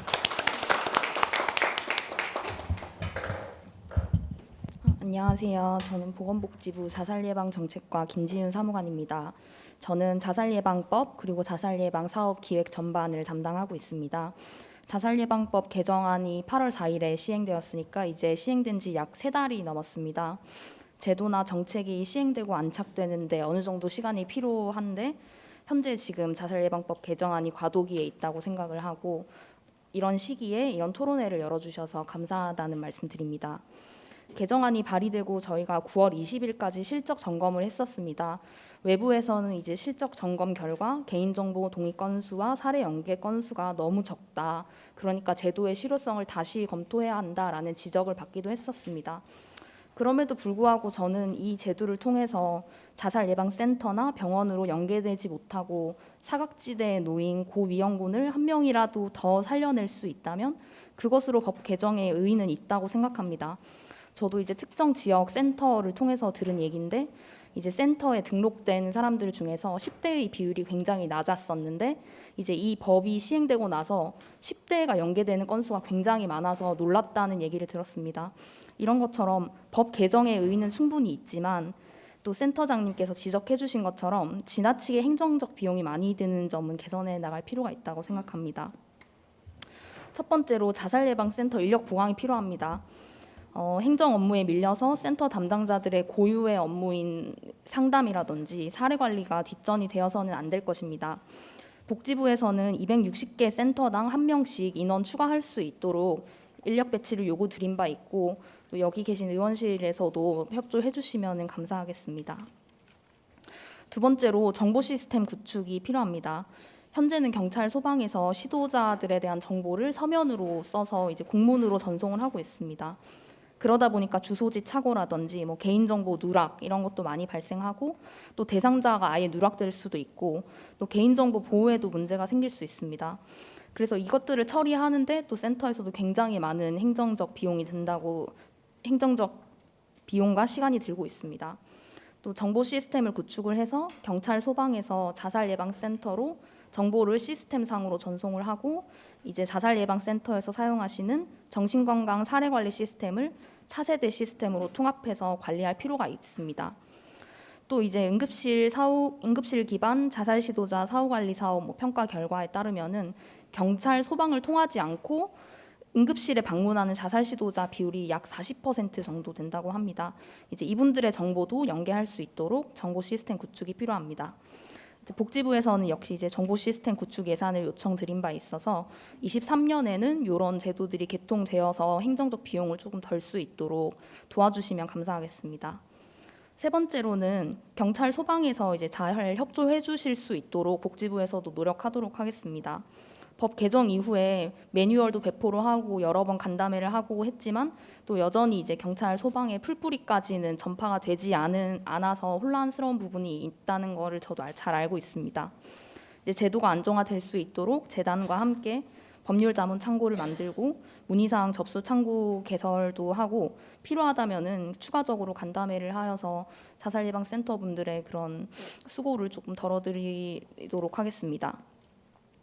그리고 이제 그 발표에서 백종 교수님이 말씀해 주신 것처럼 이런 개인정보 처리 주체라든지 뭐 자살 시도자의 구조에 관한 그런 책임을 지자체로 해야 한다는 것도 저도 공감하면서 들었고, 이 부분을 조금 더 검토를 해서 반영할 수 있도록 하겠습니다. 또 이제 센터장님이 말씀해 주신 것처럼 이런 대상자의 정보 확대가 필요하다는 점도 공감을 하지만, 이제 뭐 어느 정도까지 확대를 해야 하는 게 좋을지 그런 부분에 대해서도 고민이 필요하기 때문에 그런 부분, 그리고 또 개입 시기 역시 고민이 되기는 합니다. 사실 자살 유족의 경우 상을 치르고 있는 경우가 많기 때문에 그럴 때 이제 전화를 해서 뭐 서비스 해준다 뭐 이런 거에 거부감을 느끼시는 분들이 굉장히 많다는 것을 저도 잘 많이 듣고 있기 때문에 그런 부분들을 종합적으로 이 토론회를 통해서 복지부에서도 깊이 고민하도록 하겠습니다. 감사합니다. 예, 우리 김지은 사무관님께서도 지금 인력이 필요하고 또 그러한 그 정보 시스템을 구축하거나, 아까 우리 최규창 이 센터장님 말씀하신 이제 경찰 소방과의 연계에 대한 좀 더 교육이 필요하다. 이제 이런 것들을 충분히 우리 자살 예방 정책과에서 인지하고 계시는 것 같고, 또 사실 인력이 뭐 복지부에서 그 예산을 낸다고 그래서 이게 당장에 또 이 늘어날 수 있는 부분이 아니기 때문에 사실은 범부처적인, 특히나 기재부라든지 또 국회 또 의원실에서 많이 협조가 필요할 것으로 생각이 됩니다. 그럼 두 번째로 우리 재단의 지역 기반 사업부의 윤진 부장님께서 토론을 해주시겠습니다. 네, 한국생명존중희망재단의 윤진입니다. 저는 법 개정 시험과 맞물려서 현장과 함께 움직였던 실무자로서의 그 입장을 말씀을 드리면 될 것 같아요. 그 자살예방법 제12조항은 자살 예방을 위한 선제적 개입이라는 차원에서 꽤 그 필요성과 의미가 큽니다. 뭐 앞서도 다 말씀을 들으셨지만, 다만 우리의 상황이 그 법을 안정적으로 실현시키기에는 아직 부족하기에 이 자리가 마련되었다고 생각을 해요. 그래서 저희 한국생명존중희망재단에서는 8월 4일 시행서부터 이 모니터링을 실시해서 실무자들의 그 Q&A부터 시작해서 민원을 접수를 했었는데요. 우선 그 부분부터 말씀을 드리면서 제 의견을 제시하도록 하겠습니다. 먼저 제12조의 2가 시행된 이후 현황을 말씀드리면 9월 20일까지죠. 7주가 채 안 되는 상황에서 전국에서 4,880건의 그 접수가 되었습니다. 개인정보가 접수가 돼서 그 부분에 대해서 접근을 했었는데요. 이 서비스 동의율에 대해서 말씀을 하셨지만 18% 정도죠. 그런데 이 18% 정도가 좀 낮다고는 말씀을 하시지만 서비스와 관련돼서 법이 통과되기 전에는 6%대였습니다. 그러니까 첫 술에 배부를 수는 없는 것이고 정말 열심히 노력을 해주셨다는 생각이 들어요. 놓칠 뻔한 고위험군을 발굴했다는 부분에 있어서도 꽤 의미가 크다는 생각이 드는 거죠. 그리고 서비스에 동의하지 않은 분들에게도 도움이 되긴 합니다. 우리가 도움받을 수 있다는 기관을 알 수 있게 된 홍보 효과가 당연히 있는 것이고요. 또 연령대에 따라서 아까 최규창 센터장님께서도 말씀하셨지만 연령대에 따른 위험도 파악도 가능했기 때문에 이런 부분에 대한 향후의 사업 방향성을 잡는 데도 꽤 이로울 거라는 생각이 듭니다. 여튼 법에 따른 우리의 미션은 이분들의 서비스 동의율을 높이는 데 있는 거잖아요. 그래서 이 동의율을 어떻게 높일 수 있을 것인가에 대해서 또 그에 따른 현장의 어려움을 어떻게 풀어갈 수 있을 것인가에 대해서 저도 한 3가지 정도를 생각해 왔습니다. 많은 과제가 있어요. 근데 그중에서 저희가 당장 우선적으로 좀 움직여야 될 부분에 대해서 말씀을 드리자면, 첫째로 자살 시도자 등을 발견해서 이분들을 개인 자살예방센터와 기관에 연계하는 경찰 소방의 역할은 생각보다 정말 중요합니다. 근데 이것에 대해서 서로 인지를 못하고 있는 부분이 있는 것이죠. 그래서 제가 교육에 대한 것도 저희도 좀 고민을 하고 있지만 경찰 소방에 대한 체계적 접근이 정말 필요하다. 그냥 간담회나 매뉴얼만 내려서는 절대 움직이지 않는다는 얘기를 또 드리고 싶어요. 그래서 이걸 실제적으로 어떻게 접근을 해야 될 것인가도 저도 실무자로서 고민 중에 있는데요. 생명지킴이 동료 강사들을 대상으로 제가 몇 차례 이렇게 만날 수 있는 기회가 생겼습니다. 그래서 그분들에게 애로사항을 좀 들어보기도 했어요. 경찰들이 개인정보를 97% 이상 더 접수를 하고요. 소방에 비해서는 캐파가 훨씬 큽니다. 근데 이분들이 현장에 가서 자살 시도자 분들께 이 법에 의해서 선생님의 개인 정보를 자살 예방 전문기관에 넘기게 되어 있습니다. 서비스를 받아보시면 도움이 꽤 되실 거예요. 라는 아주 간단한 안내만 해도 차후에 자살 예방 실무자분들이 연락을 할 때 이게 순조로울 수 있어요. 근데 그렇지 않은 상황이기 때문에 이게 맨땅에 헤딩하듯이 너무 힘드신 부분이 있거든요. 근데 경찰 같은 경우도 하실 말씀이 많으시죠. 사실은 자살 예방 관련해서 가장 모범적으로 수행하고 있는 기관 중에 하나예요. 2016년부터 전 경찰을 대상으로 해마다 자살 예방 교육을 실시하고 있고요. 또 올해까지 7기에 걸쳐서 동료 강사들을 양성을 해서 올해까지 합쳐서 448명이 생명지킴이 동료 강사로 활동을 하면서 강의를 계속 하고 계시는 상황이긴 해요. 그런데 이것이 아주 밑바닥 지구대까지 속속들이 이 교육과 그 효과가 미치지 못하는 상황이기 때문에 이 부분에 대해서 어떻게 진짜로 저희 법과 맞물려서 움직일 수 있을지에 대해서는 계속 숙제로 함께 진행을 해야 될 상황이긴 합니다. 그리고 두 번째 분은 정보 제공을 받아서 서비스를 제공을 받든 그 자살 예방 기관의 인력과 예산의 확보입니다. 이 부분은 아무리 말씀드려도 부족함이 없을 것 같아요. 이 현장에 국회의원분들이 안 오신 게 너무도 못내 안타까운데요. 앞서서 최규창 센터장님께서도 그 어려움을 말씀을 하셨지만 이 지역과 기관에 따라서 정도의 차이는 있지만 모두 힘든 상황이에요. 다른 사업도 할 수 없을 정도로 너무도 벅찬 상황이기도 합니다. 그리고 인건비가 내려준다고 하더라도 아주 신규 인력만 뽑을 수 있는 최소한의 인건비고요. 인건비가 있다고 하더라도 그분들이 앉을 수 있는 사무실 공간이 없어요. 공간이 있더라도 그분들에게 업무를 위해서 사줄 수 있는 컴퓨터를 살 운영비가 없어요. 이런 상태의 열악한 상황에서 계속 이 과한 업무를 제공하는 부분에 있어서는 좀 고민을 해봐야 될 상황인 거죠. 완벽한 근무 환경을 원하는 게 아니라 최소한의 업무 수행을 할 수 있는 그런 아주 안정된 최소한의 안정된 여건은 좀 확보가 되어야 되지 않을까라는 말씀을 드리고 싶고요.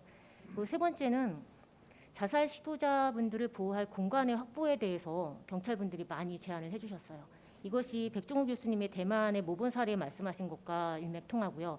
그리고 최규창 센터장님이 안전한 중간의 플랫폼에 대해서 말씀을 하셨잖아요. 같은 의견일 것 같아요. 그러니까 경찰분들이 야간에 주로 많이 출동을 하시는데 이분들을 자살 시도자분들을 보호할 수 있는 공간이 없다는 것이죠. 어떻게 몸이 상해서 응급실에 가게 되면 그나마 다행인데 다행히 다치진 않았어요.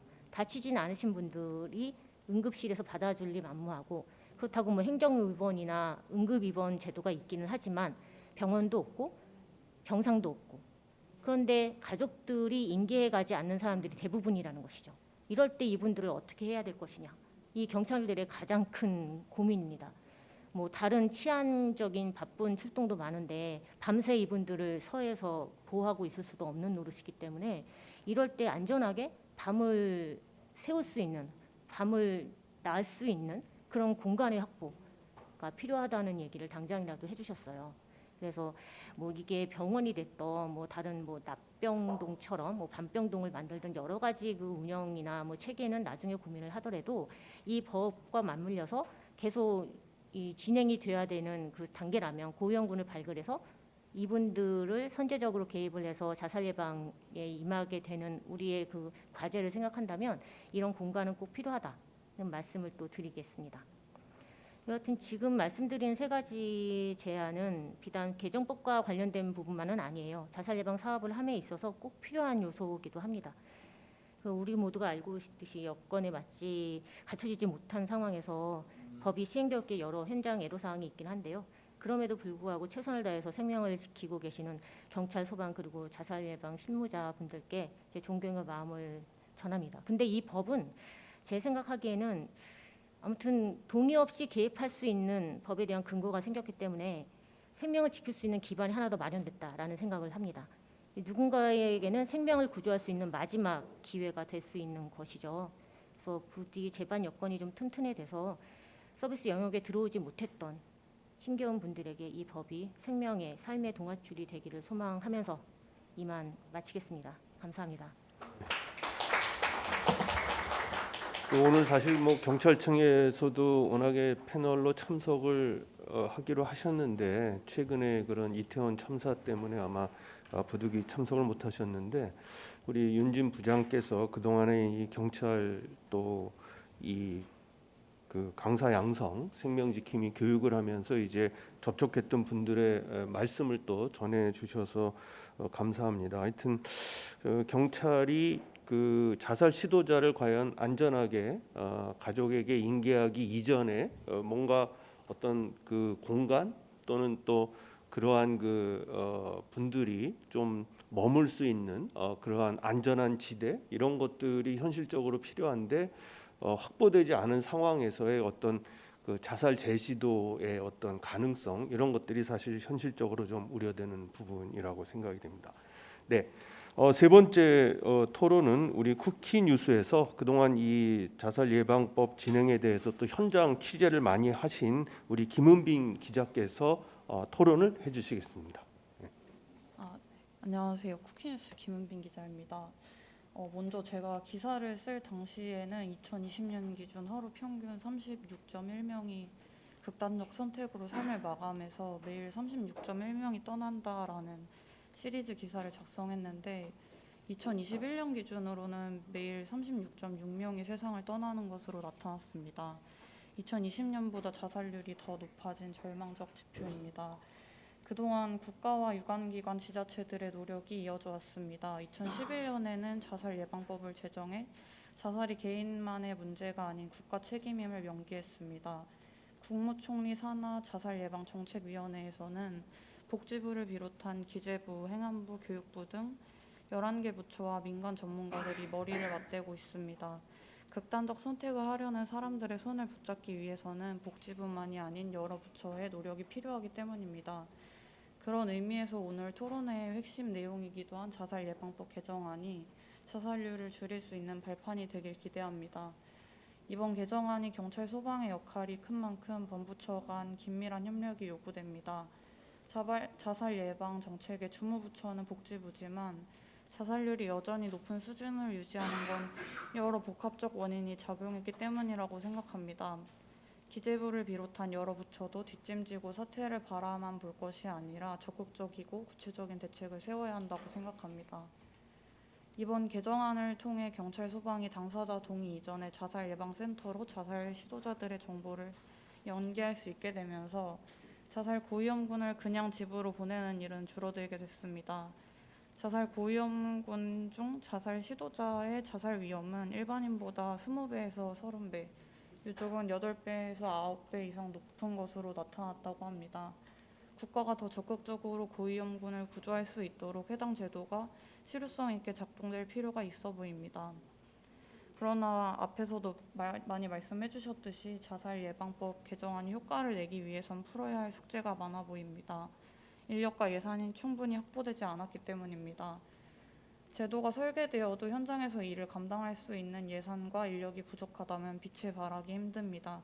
특히 백종우 교수님 말씀처럼 자살 고위험군에 직접 찾아가는 서비스가 있다면 하는 아쉬움이 남습니다. 이에 대해 국회와 정부가 힘을 써주셨으면 하는 바람입니다. 또 지역사회의 노력도 더해져야 합니다. 지자체가 책임있게 체계를 구축할 수 있도록 더 구체적인 방안이 논의되어야 한다고 생각합니다. 최규창 센터장님께서 발표하셨듯이 지역 정신건강복지센터가 제대로 된 서비스를 제공하기 위해서는 제도가 좀 더 촘촘하게 설계되어야 한다고 봅니다. 대상자 정보가 부족해 지자체 자살 고위험군 서비스 유입이 어렵다면 유명무실한 제도로 붙일 가능성이 열려 있습니다. 특히 청소년 자살률이 심각한 만큼 미성년자의 보호 의무자 동의 제도 등은 조속히 보완될 필요가 있어 보입니다. 마지막으로 기사를 작성하면서 자살 시도자와 자살 유족을 취재한 결과 이분들이 살아야겠다고 느낀 순간은 누군가 자신의 손을 잡아줬을 때라고 입을 모읍니다. 기사가 나가고 난 뒤 한 자살 시도자분께서는 저에게 살아야지 결심했던 순간을 말씀해 주셨는데 그분 말씀이 오늘 죽어야지 생각했는데 정신병원 의사가 다음 진료 때 얼굴 보자고 한 말이 떠올라서 병원 한번 들렸다 결정해야 되겠다고 유보한 뒤 계속 살고 있다고 말씀해 주셨습니다. 이를 보면 가족이나 친구 등 가까운 사람만 위급한 상황에 손을 내밀 수 있는 건 아닌 것 같습니다. 자살 예방 정책에 대한 국가 책임이 무거운 이유라고 생각합니다. 자살 예방법이 실효성 있게 작동되어 좀 더 많은 이들을 구조하길 바라는 마음입니다. 저도 언론인으로서 제도가 제대로 작동하고 있는지 유심히 살펴보고 생명 존중 문화를 확산하는 데 일조하도록 노력하겠습니다. 감사합니다. 예,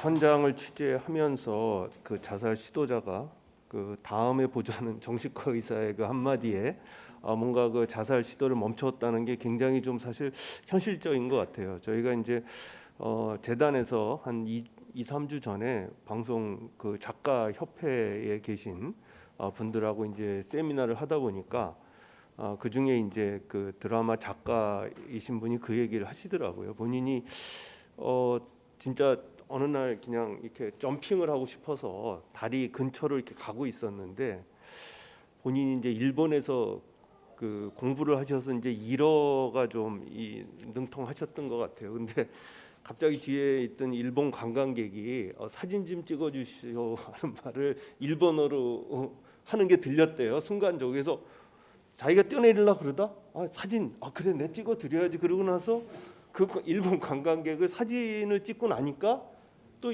이 자살에 대한 생각이 금방 없어져 버린 거예요. 이제 이런 어떤 실제적인 경험들을 얘기할 때 정말 글쎄 모르겠습니다. 아까 우리 윤진 부장이 전국 통계를 얘기하실 때는 한 18% 정도 동의율이라고 말씀을 하셨는데 정말 한 생명 한 생명 구하는 게 중요한데 동의율이 이전보다 18%라도 그래도 증가했다. 그래서 그분들은 그래도 물론 이제 직접 뭐 방문 서비스를 통한 그런 서비스가 시행되기 이전이라도 일단 전화 통화를 통해서 뭔가 내가 그러면 사례 관리를 받겠다라는 어떤 동의를 했다는 것은 정말 그분이 본인의 생명에 대해서 다시 한번 생각해 볼 수 있는 또 그런 계기가 될 수 있을 것 같아서 지금 말씀하신 것처럼 이제 인력 예산 확보가 되지 않은 상황에서 지금 현장에서의 여러 가지 혼란은 있으나 이 법에 의해서 미동의를 한 자살 시도자들에게 뭔가 좀 접근할 수 있는 접근성은 좀 높여가고 있는 게 아닌가 이렇게 생각이 됩니다. 네, 오늘 제가 그 참석하신 분들 방명록을 쭉 보고 우리 지역 기획팀에서 참여하실 분들이 질문하실 내용을 미리 좀 작성한 게 있어요. 그래서 제가 이렇게 쭉 보니까 구리센터, 금천센터, 김포센터, 또 라이프 오브 청주지회, 또 보건복지 상담센터 1393, 또 전라북도 정신건강복지센터 쪽에서 이제 참석을 하셨어요. 그래서 질문 내용이 있는데 좀 라이브하게 그분들이 질문하신 내용을 저희들이 좀 플로어의 내용을 좀 듣고 같이 좀 토론을 했으면 좋겠습니다. 먼저 구리센터에서 참여하신 분이 계신 것 같은데 혹시 이 자리에 계신가요? 네. 구리센터에서 그 개인정보법이나 이런 내용들을 질의하신 것 같은데 혹시 좀 직접 좀 질의를 좀 해주시겠습니까? 네, 안녕하십니까. 구리시 자살예방센터 팀장 하인숙이라고 합니다. 제가 질의드렸던 내용은요. 저희가 그 경찰하고 저희도 지금 소방하고 경찰 쪽에서 자살 시도자 의뢰가 많이 들어오고 있는데 소방은 사실 조금 미비한 부분이 있고요. 경찰에서 많이 제공을 해주고 계십니다. 근데 경찰 입장에서 저희가 유족 그 발굴에 있어서 좀 이렇게 의뢰가 잘 안 되는 부분에 있어서 저희가 현장을 방문을 드려서 그런 얘기를 좀 드렸더니 경찰에서는 뭐라고 얘기하시냐면 경찰에서는 법을 수호하는 기관이잖아요. 그러다 보니까 개인정보법이 되게 중요한 부분이라서 그런 메시지도 받고 있고 자살예방법에서는 개인정보를 반해서 또 개인정보를 제공해야 되는 그런 두 가지 메시지를 같이 받고 있어서 되게 조금 어려움이 있다라고 말씀을 하시더라고요.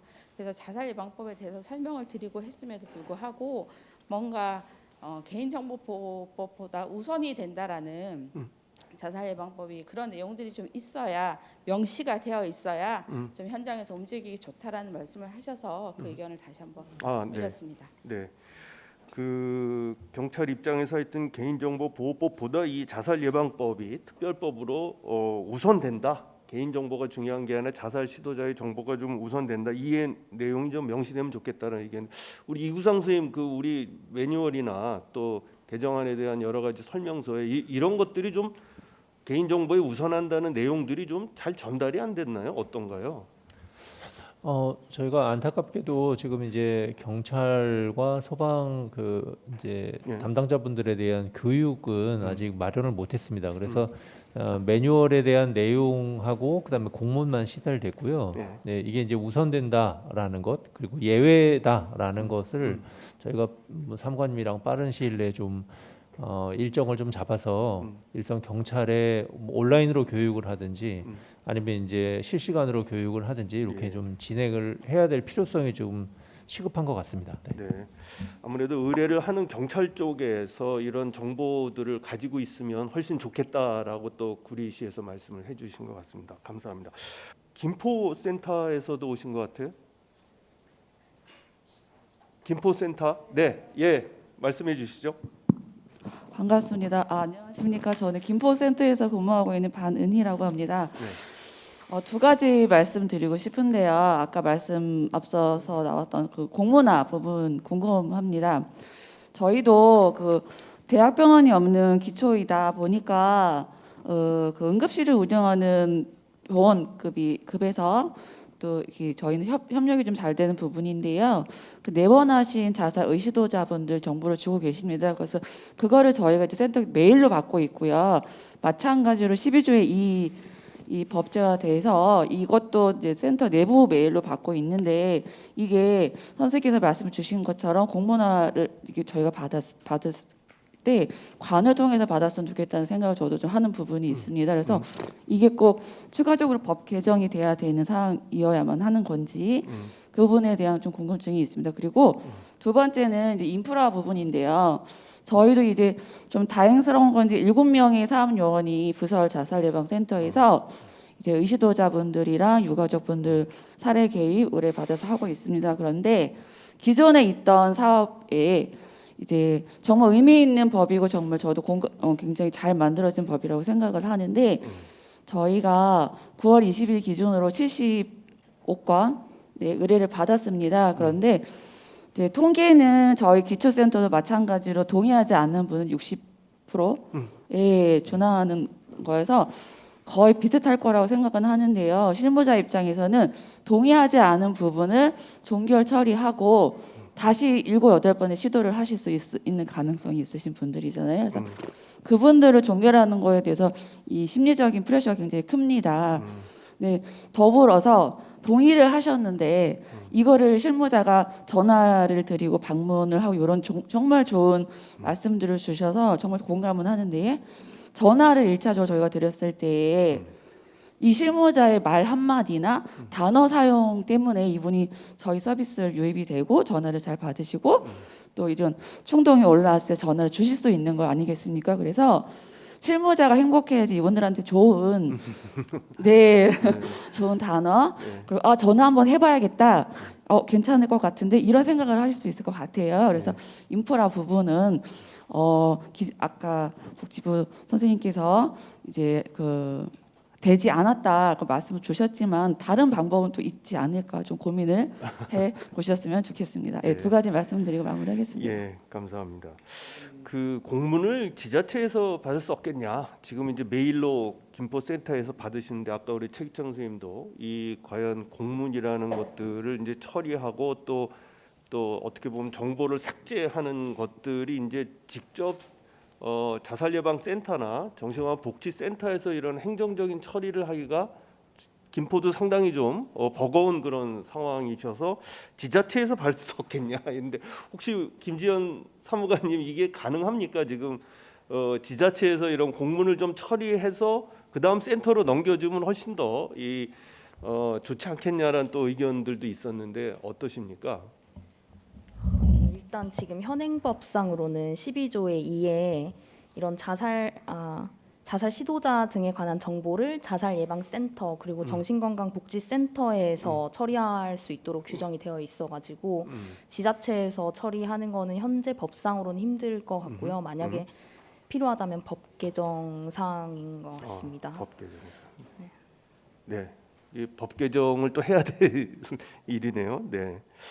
그 미동의자가 재시도를 하게 될 위험이 있는데도 이게 서비스를 종결해야 되냐라는 게 상당히 좀 제가 생각해도 굉장히 딜레마일 것 같은데 우리 최기청 선생님 그런 경우가 있습니까? 우리 광진센터에서는? 있죠. 보통 자살을 시도하시는 분들이 저희 그 아까 제가 발표한 데서도 나왔지만 17건이라고 되어 있지만 사실은 12명이고 그 중에는 상당 부분 중복돼 있는 분들도 3분 정도 계십니다. 그러니까 한 25% 정도 저희 구 통계로 보면 자살 시도 저희한테 연계된 정보 제공된 분들 중에서 12분 중에 3분, 25% 정도가 중복 시도자들이고 저희들에게 그 서비스를 제공받지 않겠다고 하신 분들 중에서도 그런 있을 수 있는데 저희가 확인을 못합니다. 왜냐하면 다 폐기됐기 때문에.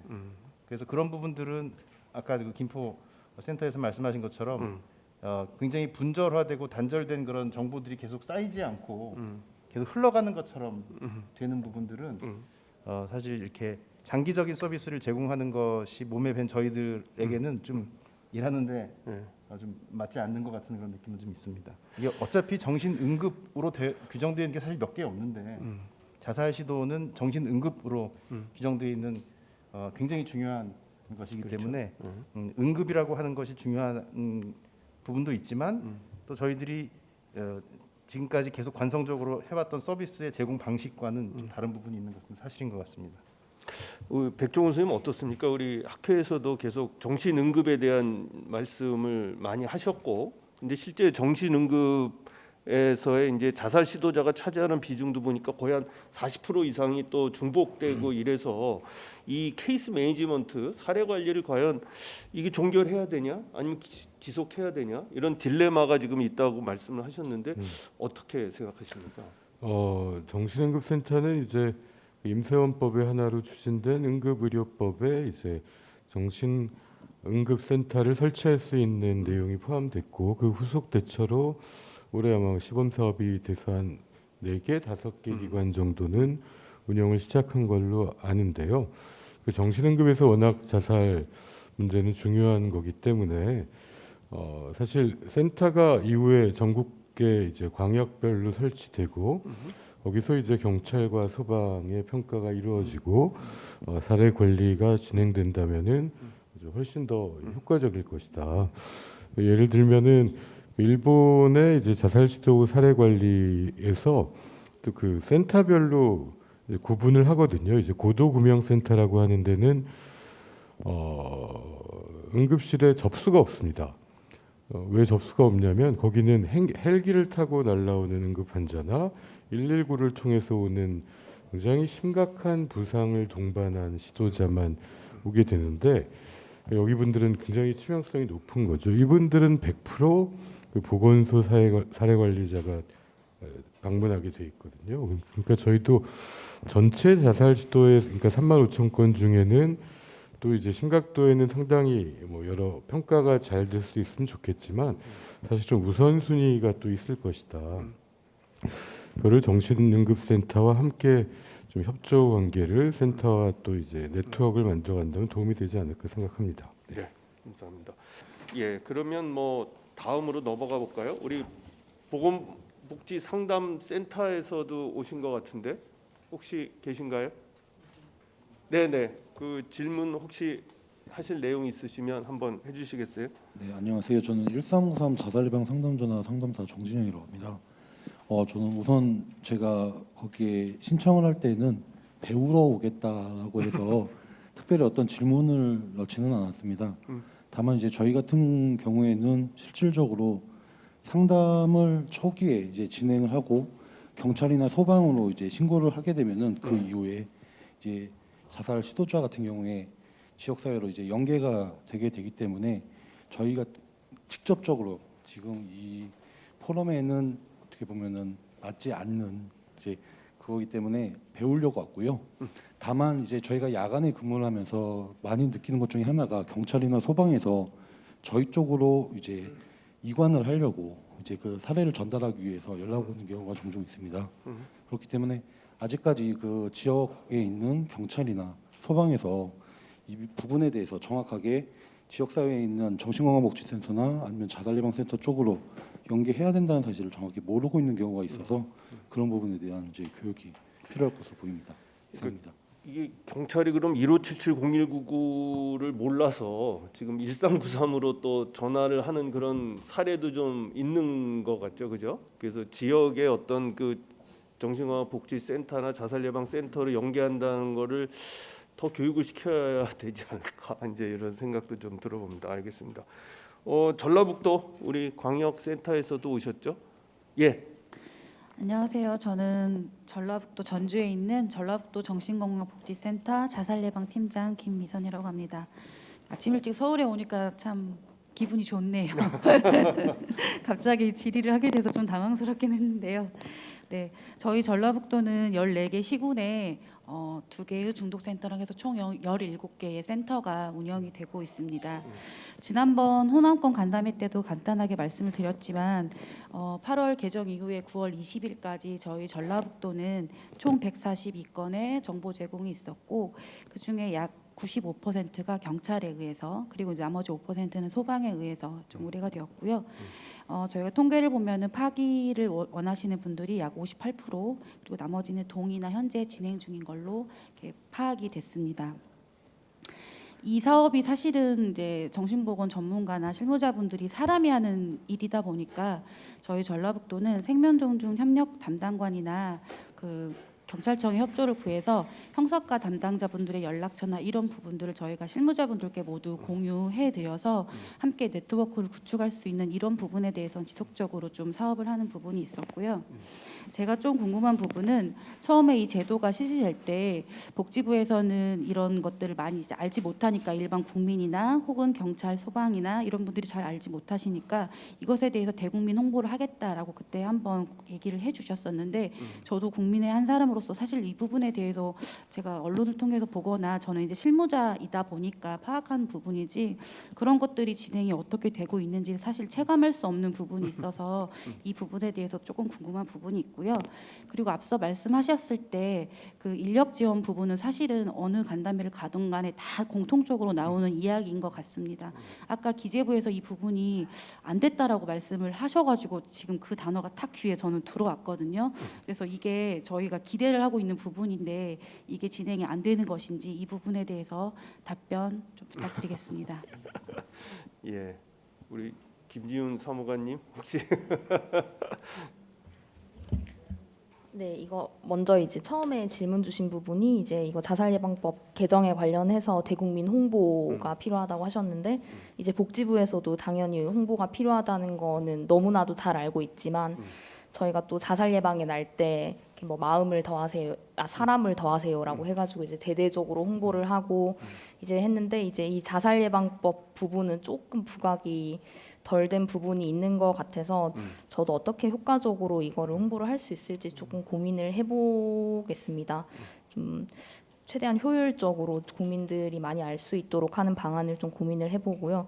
그리고 또 이제 그 센터 뭐 인프라 예산이랑 인력 그거 말씀해 주신 것 같은데 일단 이 부분은 저희가 센터 260개소당 한 분씩 이렇게 추가를 하겠다고 기재부에다가 요청을 했었고 그런데 현재 지금 33분 정도만 반영이 되어 있고요. 그 나머지가 이제 반영이 안 되어 있어서 그 부분을 지금 국회에서 예산 처리하는 때 이제 최대한 반영을 해서 넣으려고 진행 중에 있습니다. 아직 결과가 나온 것은 아니고 그래서 저도 이제 오늘 의원실에 와서 이렇게 말씀드려서 많이 도와달라고 하려고 했는데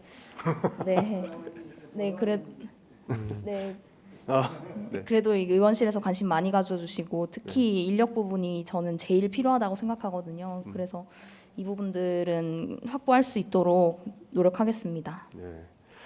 기본이 의원실에서 나와 계시다고 하니까 이런 이 정부에서 제출한 예산안이 지금 이제 심의가 이제 될 것 같고 사실은 이제 저희 재단에서도 그 인력 추계에 대한 연구 용역을 시행을 했고 금년에 보니까 지금 전국적으로 한 1,200명 정도가 이 자살 예방 사업에 지금 투입이 되고 있는데 그 연구조사에 의하면 거의 1,700명이 더 필요하다. 그래서 그 무엇을 위해서 1,700명이 필요하냐 하면 이제 자살 예방 센터 업무를 한 10개 정도로 구별을 했을 때 사실은 이 어떤 자살 시도자에 대한 관리가 거의 업무의 거의 40% 이상을 차지하고 있는 게 거의 직무 분석을 해보니까 다 비슷한 것 같아요. 그래서 그러한 업무를 포함한 자살 예방 센터 고유 업무를 수행하는 데 있어서 전국적으로 거의 2,900명의 인원이 필요한데 필요한 1,700명을 확보하기 위해서 예산이 거의 한 인건비만 거의 590억이 필요하다는 지금 추계가 나왔는데 이게 뭐 250명 늘리고 33명 늘려서 지금 해결할 수 있는 그런 문제는 아닌 것 같아서 이러한 것들을 앞으로 우리가 지속적으로 좀 의원실과 같이 좀 협력을 해서 이 예산 필요성을 좀 강조해야 될 필요도 있을 것 같습니다.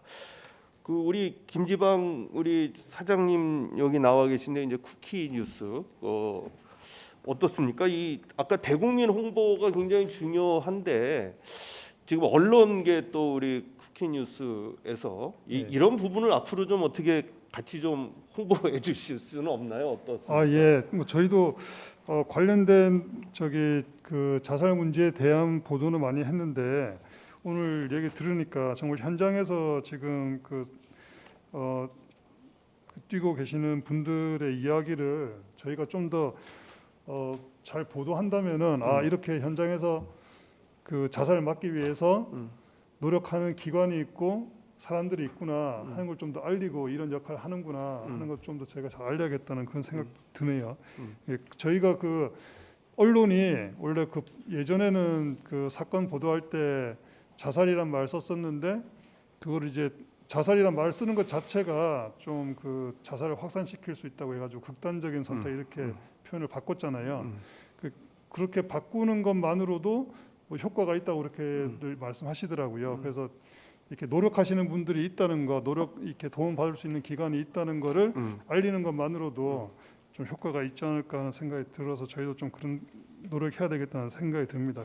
그리고 제가 좀 질문이 있는데요. 배경을 잘 몰라가지고 그 정보 제공 현황에 아까 최규창 센터장님 말씀하실 때 깜짝 놀란 게 그 20대하고 30대가 거의 절반이더라고요. 이게 20대, 30대가 자살을 시도한 게 그만큼 절반 가까이 차지할 정도로 많아서 그런 건지 아니면은 20대, 30대는 좀 더 이렇게 정보를 제공하고 도움 받는데 좀 더 이렇게 열려 있기 때문에 20대, 30대 동의율이 높은 건지 요게 20대, 30대가 이렇게까지 높은 이유가 좀 궁금하고요. 그러면은 그 도움을 받을 수 있는 사람들 20대, 30대라면은 절반 정도가 그 정도라면 그런 젊은 세대들을 위해서 좀 뭐 우리가 더 역점 두고 개발해야 되는 것들이 뭐가 있는지 좀 궁금하고요. 또 하나 더 궁금한 거는 정보 제공 현황에 보면 이제 경찰하고 소방이 전부인데 여기서 이제 제 생각에는 지자체에서 그러니까 경찰 소방은 그 자살을 시도한 사람이잖아요. 근데 그 자살 예방법에 보면은 자살을 시도한 사람뿐만 아니라 고위험군이라는 사람도 자살 예방법에서 이렇게 같이 하도록 대상이 돼 있는데 그런 사람들은 지자체에서 이렇게 더 발굴하기가 쉬울 것 같거든요. 그럼 지자체에서는 정보 제공하는 게 있는 건지 아니면은 아예 없는 건지 있는데 뭐 여기하고 달라서 제외된 건지 그게 좀 궁금하네요. 우선 첫 번째 질문에 대해서 말씀드리면 이거는 어차피 동의와 상관없이 저희한테 다 오는 것이기 때문에 발생 수 자체가 많은 것으로 보시는 게 맞을 것 같습니다. 예. 물론 여전히 50대와 같이 이제 뭐 50대가뿐 아니라 시골에서의 노인 우울증과 노인층에서의 자살 위험이 높은 것도 사실이지만 이제 지금 서울시와 광진구에서는 아무래도 20, 30대에 절대적인 발생수가 많은 것이라고 보시는 게 타당할 것 같고요. 그리고 그것을 위해서 특히 이제 광진구는 구 특성상 이제 학교도 많고 그러다 보니까 1인 가구도 많고 그래서 혼자 사는 청년들도 많고 해서 그런 청년들의 정신 건강을 위한 그런 그 센터 단위에서의 서비스 같은 것들이 조금 더 개발되어 있는 상태이기도 하고 조금 더 이렇게 유입되는 그런 사례 관리의 수도 많은 것이 사실입니다. 그리고 두 번째로 정보 제공 현황에서의 경찰과 소방으로, 물론 저 지자체하고는 기본적으로 저희 이 센터에 이 자살 예방법이 시행되기 전에도 여러 가지 민원들, 또 그런 민원 중에서는 맨날 죽겠다고 그런다는 소리 많이 하는 그런 사람들도 민원이 계속 들어오거든요. 사실은 자살 고위험군이기도 하고, 그런 경우에는 저희가 각종 주민센터나 혹은 또 다른 그런 이제 대민 그 공공기관들 쪽에서 계속적으로 저희한테 유입이 되고 있고요. 그런 부분들은 이제 아마 자살 예방법에 의하지 않은 상태에서도 계속 유입이 되고 있었기 때문에 여기 잡히지 않은 것 같습니다. 네, 우리 백종원 선생님 이제 뭐 우리 대한신경정신의학회에서도 계속해서 이 응급에 관한 이슈를 다루고 있는데 아까 발표해 주신 거 보면 이제 이 두 가지 이슈에 대한 밸런스, 예를 들어서 어떤 인권에 대한 부분, 또 어떻게 보면 이제 자살 시도자를 이제 강제 입원을 시키는 이제 미국 LA의 그 사례 또는 이제 대만의 사례들을 이제 말씀을 해주셨는데 우리는 뭐 지금 개인 정보 하나 가지고도 이렇게 굉장히 쉽지 않잖아요. 근데 그럼 앞으로 우리가 전략적으로 이런 자살 시도자들을 정말 그 재시도를 방지하기 위한 시스템을 갖기 위해서 뭐 3일간의 그런 어떤 입원 치료라는 어떤 적극적인 개입이라든지 대만과 같은 그런 시스템을 우리가 반드시 갖춰야 된다고 생각하십니까? 아니면 우리 상황과 견주어 볼 때 어떤 의미가 있을까요? 그 이제 좀 정신응급 시스템에 관련해서는 우리가 부족한 게 지금은 정신건강복지센터에서 24시간 전화도 받고 또 낮에 출동도 하시는데 세계에서 유일한 모델입니다. 지금 지역사회에 정신응급대 출동하는 거는 그거는 되게 공공의료기관의 역할이거든요. 정신건강복지센터는 회원 대상으로는 찾아가지만 응급 출동을 하는 나라는 우리나라밖에 없습니다. 세계에서. 근데 그 짐을 지어놨는데 그게 이제 지금 또 열심히 해주셔서 감사하고도 있지만 장기적으로는 바뀌어야 된다. 그래서 예를 들어서 서울이라고 하면은 서울에서 이제 공립병원, 공공병원에서 이제 응급 현장 출동팀을 만드는 것이 바람직하다. 그래야 사실은 그 다음에 이건 평가를 하기 위한 거거든요. 그래서 전문 평가를 거쳐서 본인의 의사를 최대한 존중하되 심각한 위협이 있는 경우는 이제 안전을 3일간 확보한 것만으로도 굉장히 효과가 있더라. 근데 3일 동안이라는 것도 정신과 병동으로 입원하는 것보다는 정신응급센터에 부설로 이 단기 관찰 병동을 두고 하는 게 신체적인 정신적인 처치를 제공하면서 3일만 케어가 되고 그때 이런 여러 사례 관리팀에 연계되면 자살률을 줄일 수 있다. 그 다음에는 또 본인의 동의에 의해서 할 수 있고요.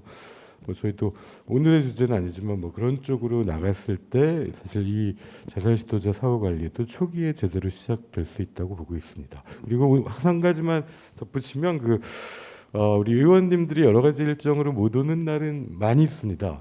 그래서 저희가 국회 자살 예방 포럼을 한 다음에는 1년에 12개씩 법도 통과되고 자살 예방 예산도 1년에 16%, 17%씩 는 거는 꼭 그 자리에 의원님은 안 계셔도 우리 사무관님 많이 보셨겠지만 또 보좌관님들이 또 보고 그다음에 또 저희가 또 계속 챙기면 또 훨씬 또 빠른 속도로 나아지지 않을까 기대합니다. 네, 감사합니다.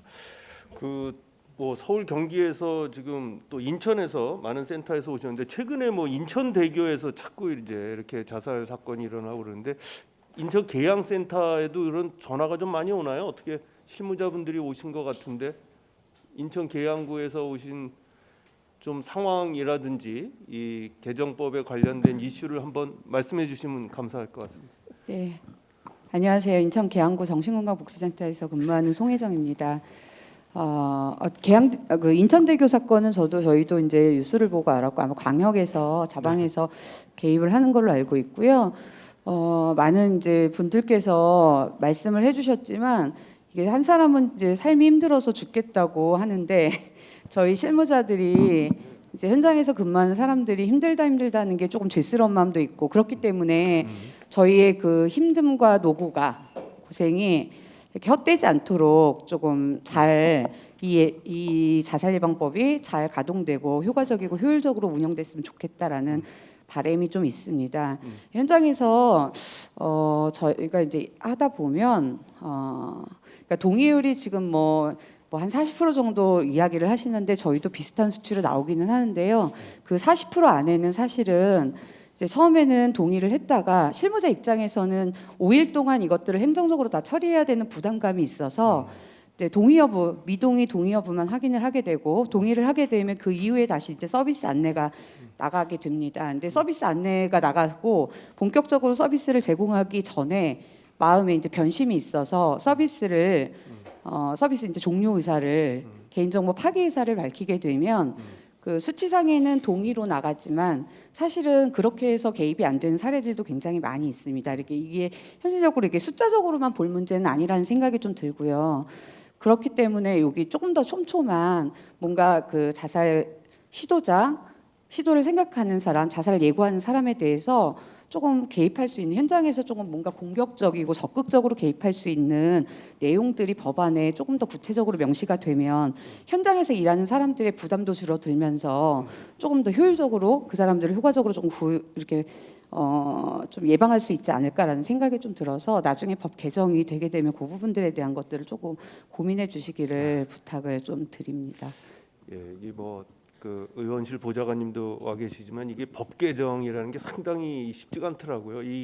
이번에도 이제 이 자살 예방법이 금년 1월에 임시국회를 통과하기 전에 법사위에 뭐 거의 6개월 이상 계류돼 있는데 다 필요하다고 하지만 이게 전체 법사위를 또 통과하지 못하면 법안이 이제 본회의 상정되지 못하는 그러한 과정들에 있어서 많은 이제 실무자들은 좀 디테일하게 구체적으로 명시해 주셨으면 좋겠다는데 혹시 그 김원희 의원 보좌관님께서 이제 법적인 면에서 이런 것들이 좀 어떻게 가능할까요? 그렇게 어떻게 우리가 구체적으로 넣으면 그 누가 자르나요? 뭐 법제처에서 다시 검토를 하나요? 이 메커니즘이 어떻게 되는지 한번 설명해 주시면 우리 실무자들이 도움이 될 것 같아서 제가 좀 청해 봅니다. 네, 말씀해 주시죠. 네, 앉아서 말씀드릴게요. 그 법안을 이제 올리게 되면 보건복지위 상임위에서 먼저 이제 논의를 하게 되는데 사실 자살 예방 관련한 법들은 보건복지위원님들 뭐 여야를 막론하고 다들 공감대가 그 형성이 되어 있기 때문에 이 심각한 현상을 어떻게든 극복해야 한다는 큰 맥락에서 이제 동의를 하실 수가 있는데 문제는 이제 이것이 법사위로 넘어갔을 때 법리적으로 다른 법들과 좀 충돌하지 않은가. 그러면 뭐 여러 가지 사회 문제들이 많은데 뭐 유독 자살 예방에만 약간 뭐 더 뭐 이런 개인 정보 보호법을 조금 위배할 수 있는 뭐 그렇게 법리적으로 해도 형평성에 문제가 없나 뭐 이런 부분들 때문에 법사위 통과가 조금 어려운 점이 있는데 이제 가장 중요한 것은 이제 저는 여론이나 국민들의 그런 동의, 많은 지지라고 생각을 합니다. 그래서 뭐 여러 의원님들과 또 뭐 법사위에 대한 설득, 또 국민들의 어떤 압도적인 관심과 지지가 있으면 조금 시간이 걸리더라도 해결될 수 있지 않을까 생각합니다. 네, 감사합니다. 그 우리 서울에서 우리 양천구에 우리 정신보건에서 오랫동안 계셨던 우리 천혜리 선생님도 모셨는데 어떠세요? 정신보건계를 오래 계시다가 이제 또 이런 자살 예방에 관한 업무도 하시고 법도 이제 바뀌고 하는데 뭐 소외감이랄까 아니면 또 지적해 주시고 싶은 또 말씀이 있으시면 한번 제가 청해 듣도록 하겠습니다. 법 개정, 양천구 정신건강복지센터 천혜리 팀장입니다. 법 개정 뭐 이전 이후 이런 토론 자리나 설명회나 이런 부분들은 또 많이 들어왔고 고민되는 부분들 또 이렇게 말씀해 주신 부분들이 또 전혀 몰랐던 상황도 아니기는 합니다. 근데 전체적인 그런 빅픽처나 뭐 이런 내용은 자살 예방이라는 그런 부분에 대해서 국가가 설계해 놓은 저희가 만들어 놓은 법, 뭐 제도, 뭐 인프라 어쨌든 이런 차원에서 어디서든 우리가 이제 예방을 할 수 있는 그런 부분이 있으면 좋겠다.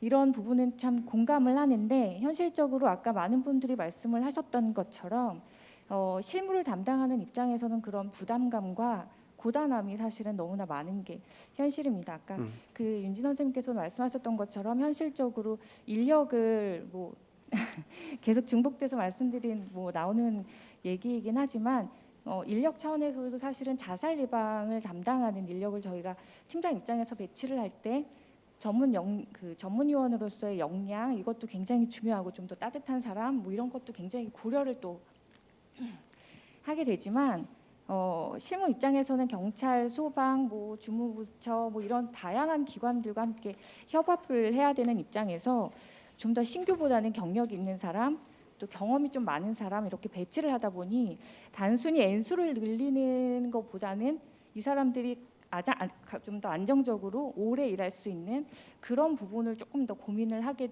되는 것도 사실은 현실입니다.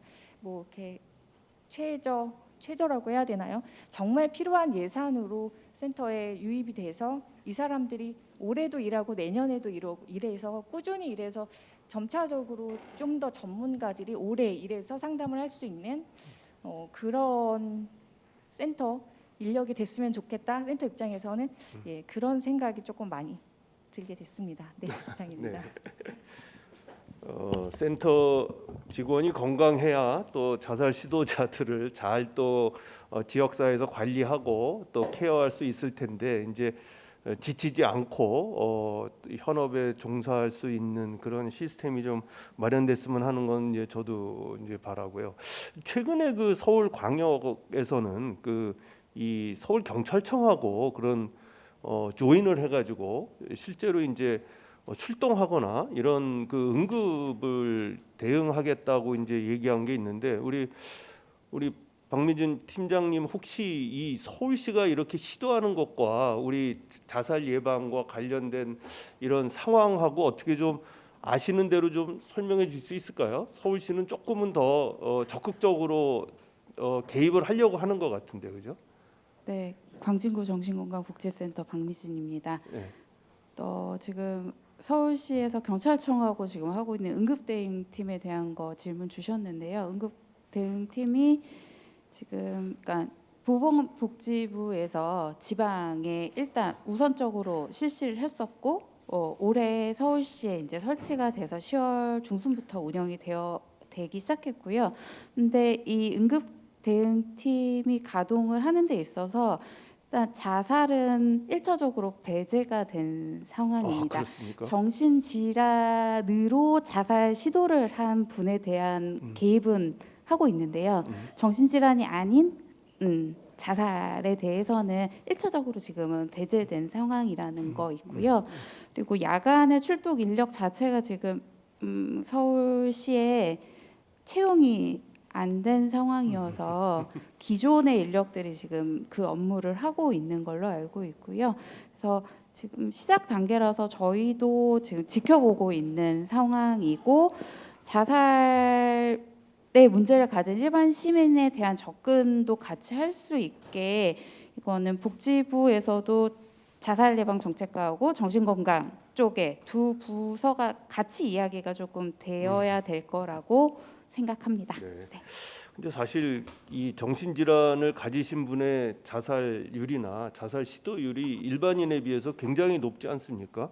이제 그런 경우에 그러면 정신질환을 가지신 분이 자살을 시도한 경우에는 해당이 되는 모양이죠. 그러니까 굉장히 좀 사실은 개념이 그렇게 과연 자살 시도자를 정신질환 있어요 그럼 가고 없어요 그러면 안 가고 이게 과연 응급 상황에서 가능할까라는 것이 저도 좀 의문 사항이고 그러다 보니까 이제 말씀하신 대로 이 정신 건강과 이 자살 예방 이제 정신건강 정책관 밑에 있는 이제 두 과도 사실은 좀 연합을 해야 되겠다라는 이제 제안을 하신 것 같아요. 그래서 지금 이제 그 2023년도에 발표될 이제 자살 예방 기본 계획을 또 우리 김지훈 사무관님도 이제 열심히 작성을 하고 계시고 아마 조만간에 5개년 계획이 나올 것 같은데 사실 이런 5개년 계획을 가지고서 우리가 자살 예방 정책을 시행하는 데 있어서 과연 현장에서 이게 어떻게 작동되느냐가 제일 중요한 것 같아요. 그래서 법과 제도, 정책도 굉장히 중요하지만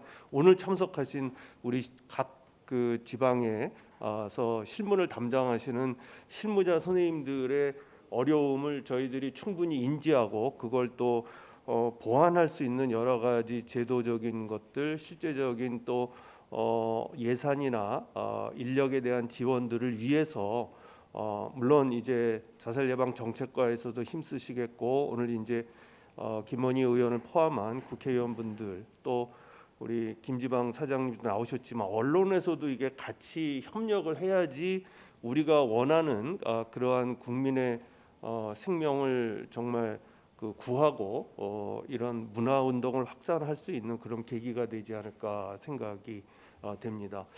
시간이 거의 다 돼가는데 하면서 우리 김원희 의원님 네 우리 의원님이 입장을 하시는데 우리 박수로 우리 김원희 의원님을 좀 맞이해 주실까요?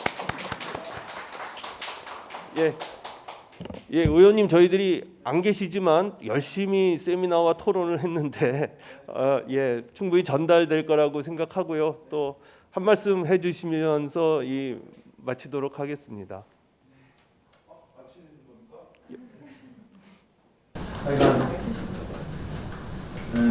사실 자살이라고 하는 게 개인이 선택할 수 있는 마지막 수단으로서 선택을 하잖아요. 저희가 어떤 현실의 장벽에 부닥쳤을 때 이렇게 도전해보고 저렇게 피해보고 이렇게 풀어보고 하다가 결국은 그걸 찾지 못해서 결국 선택하는 마지막 방법인데 사실 그 자살을 선택하기 전에 여러 징후들이 나타난다고 그래요. 자살을 얘기하는 그런 말들, 단어들, 행동들이 있다고 그러는데 사실 그걸 어떻게 우리가 시스템에서 찾아낼 거냐가 사실은 관건인 것 같아요.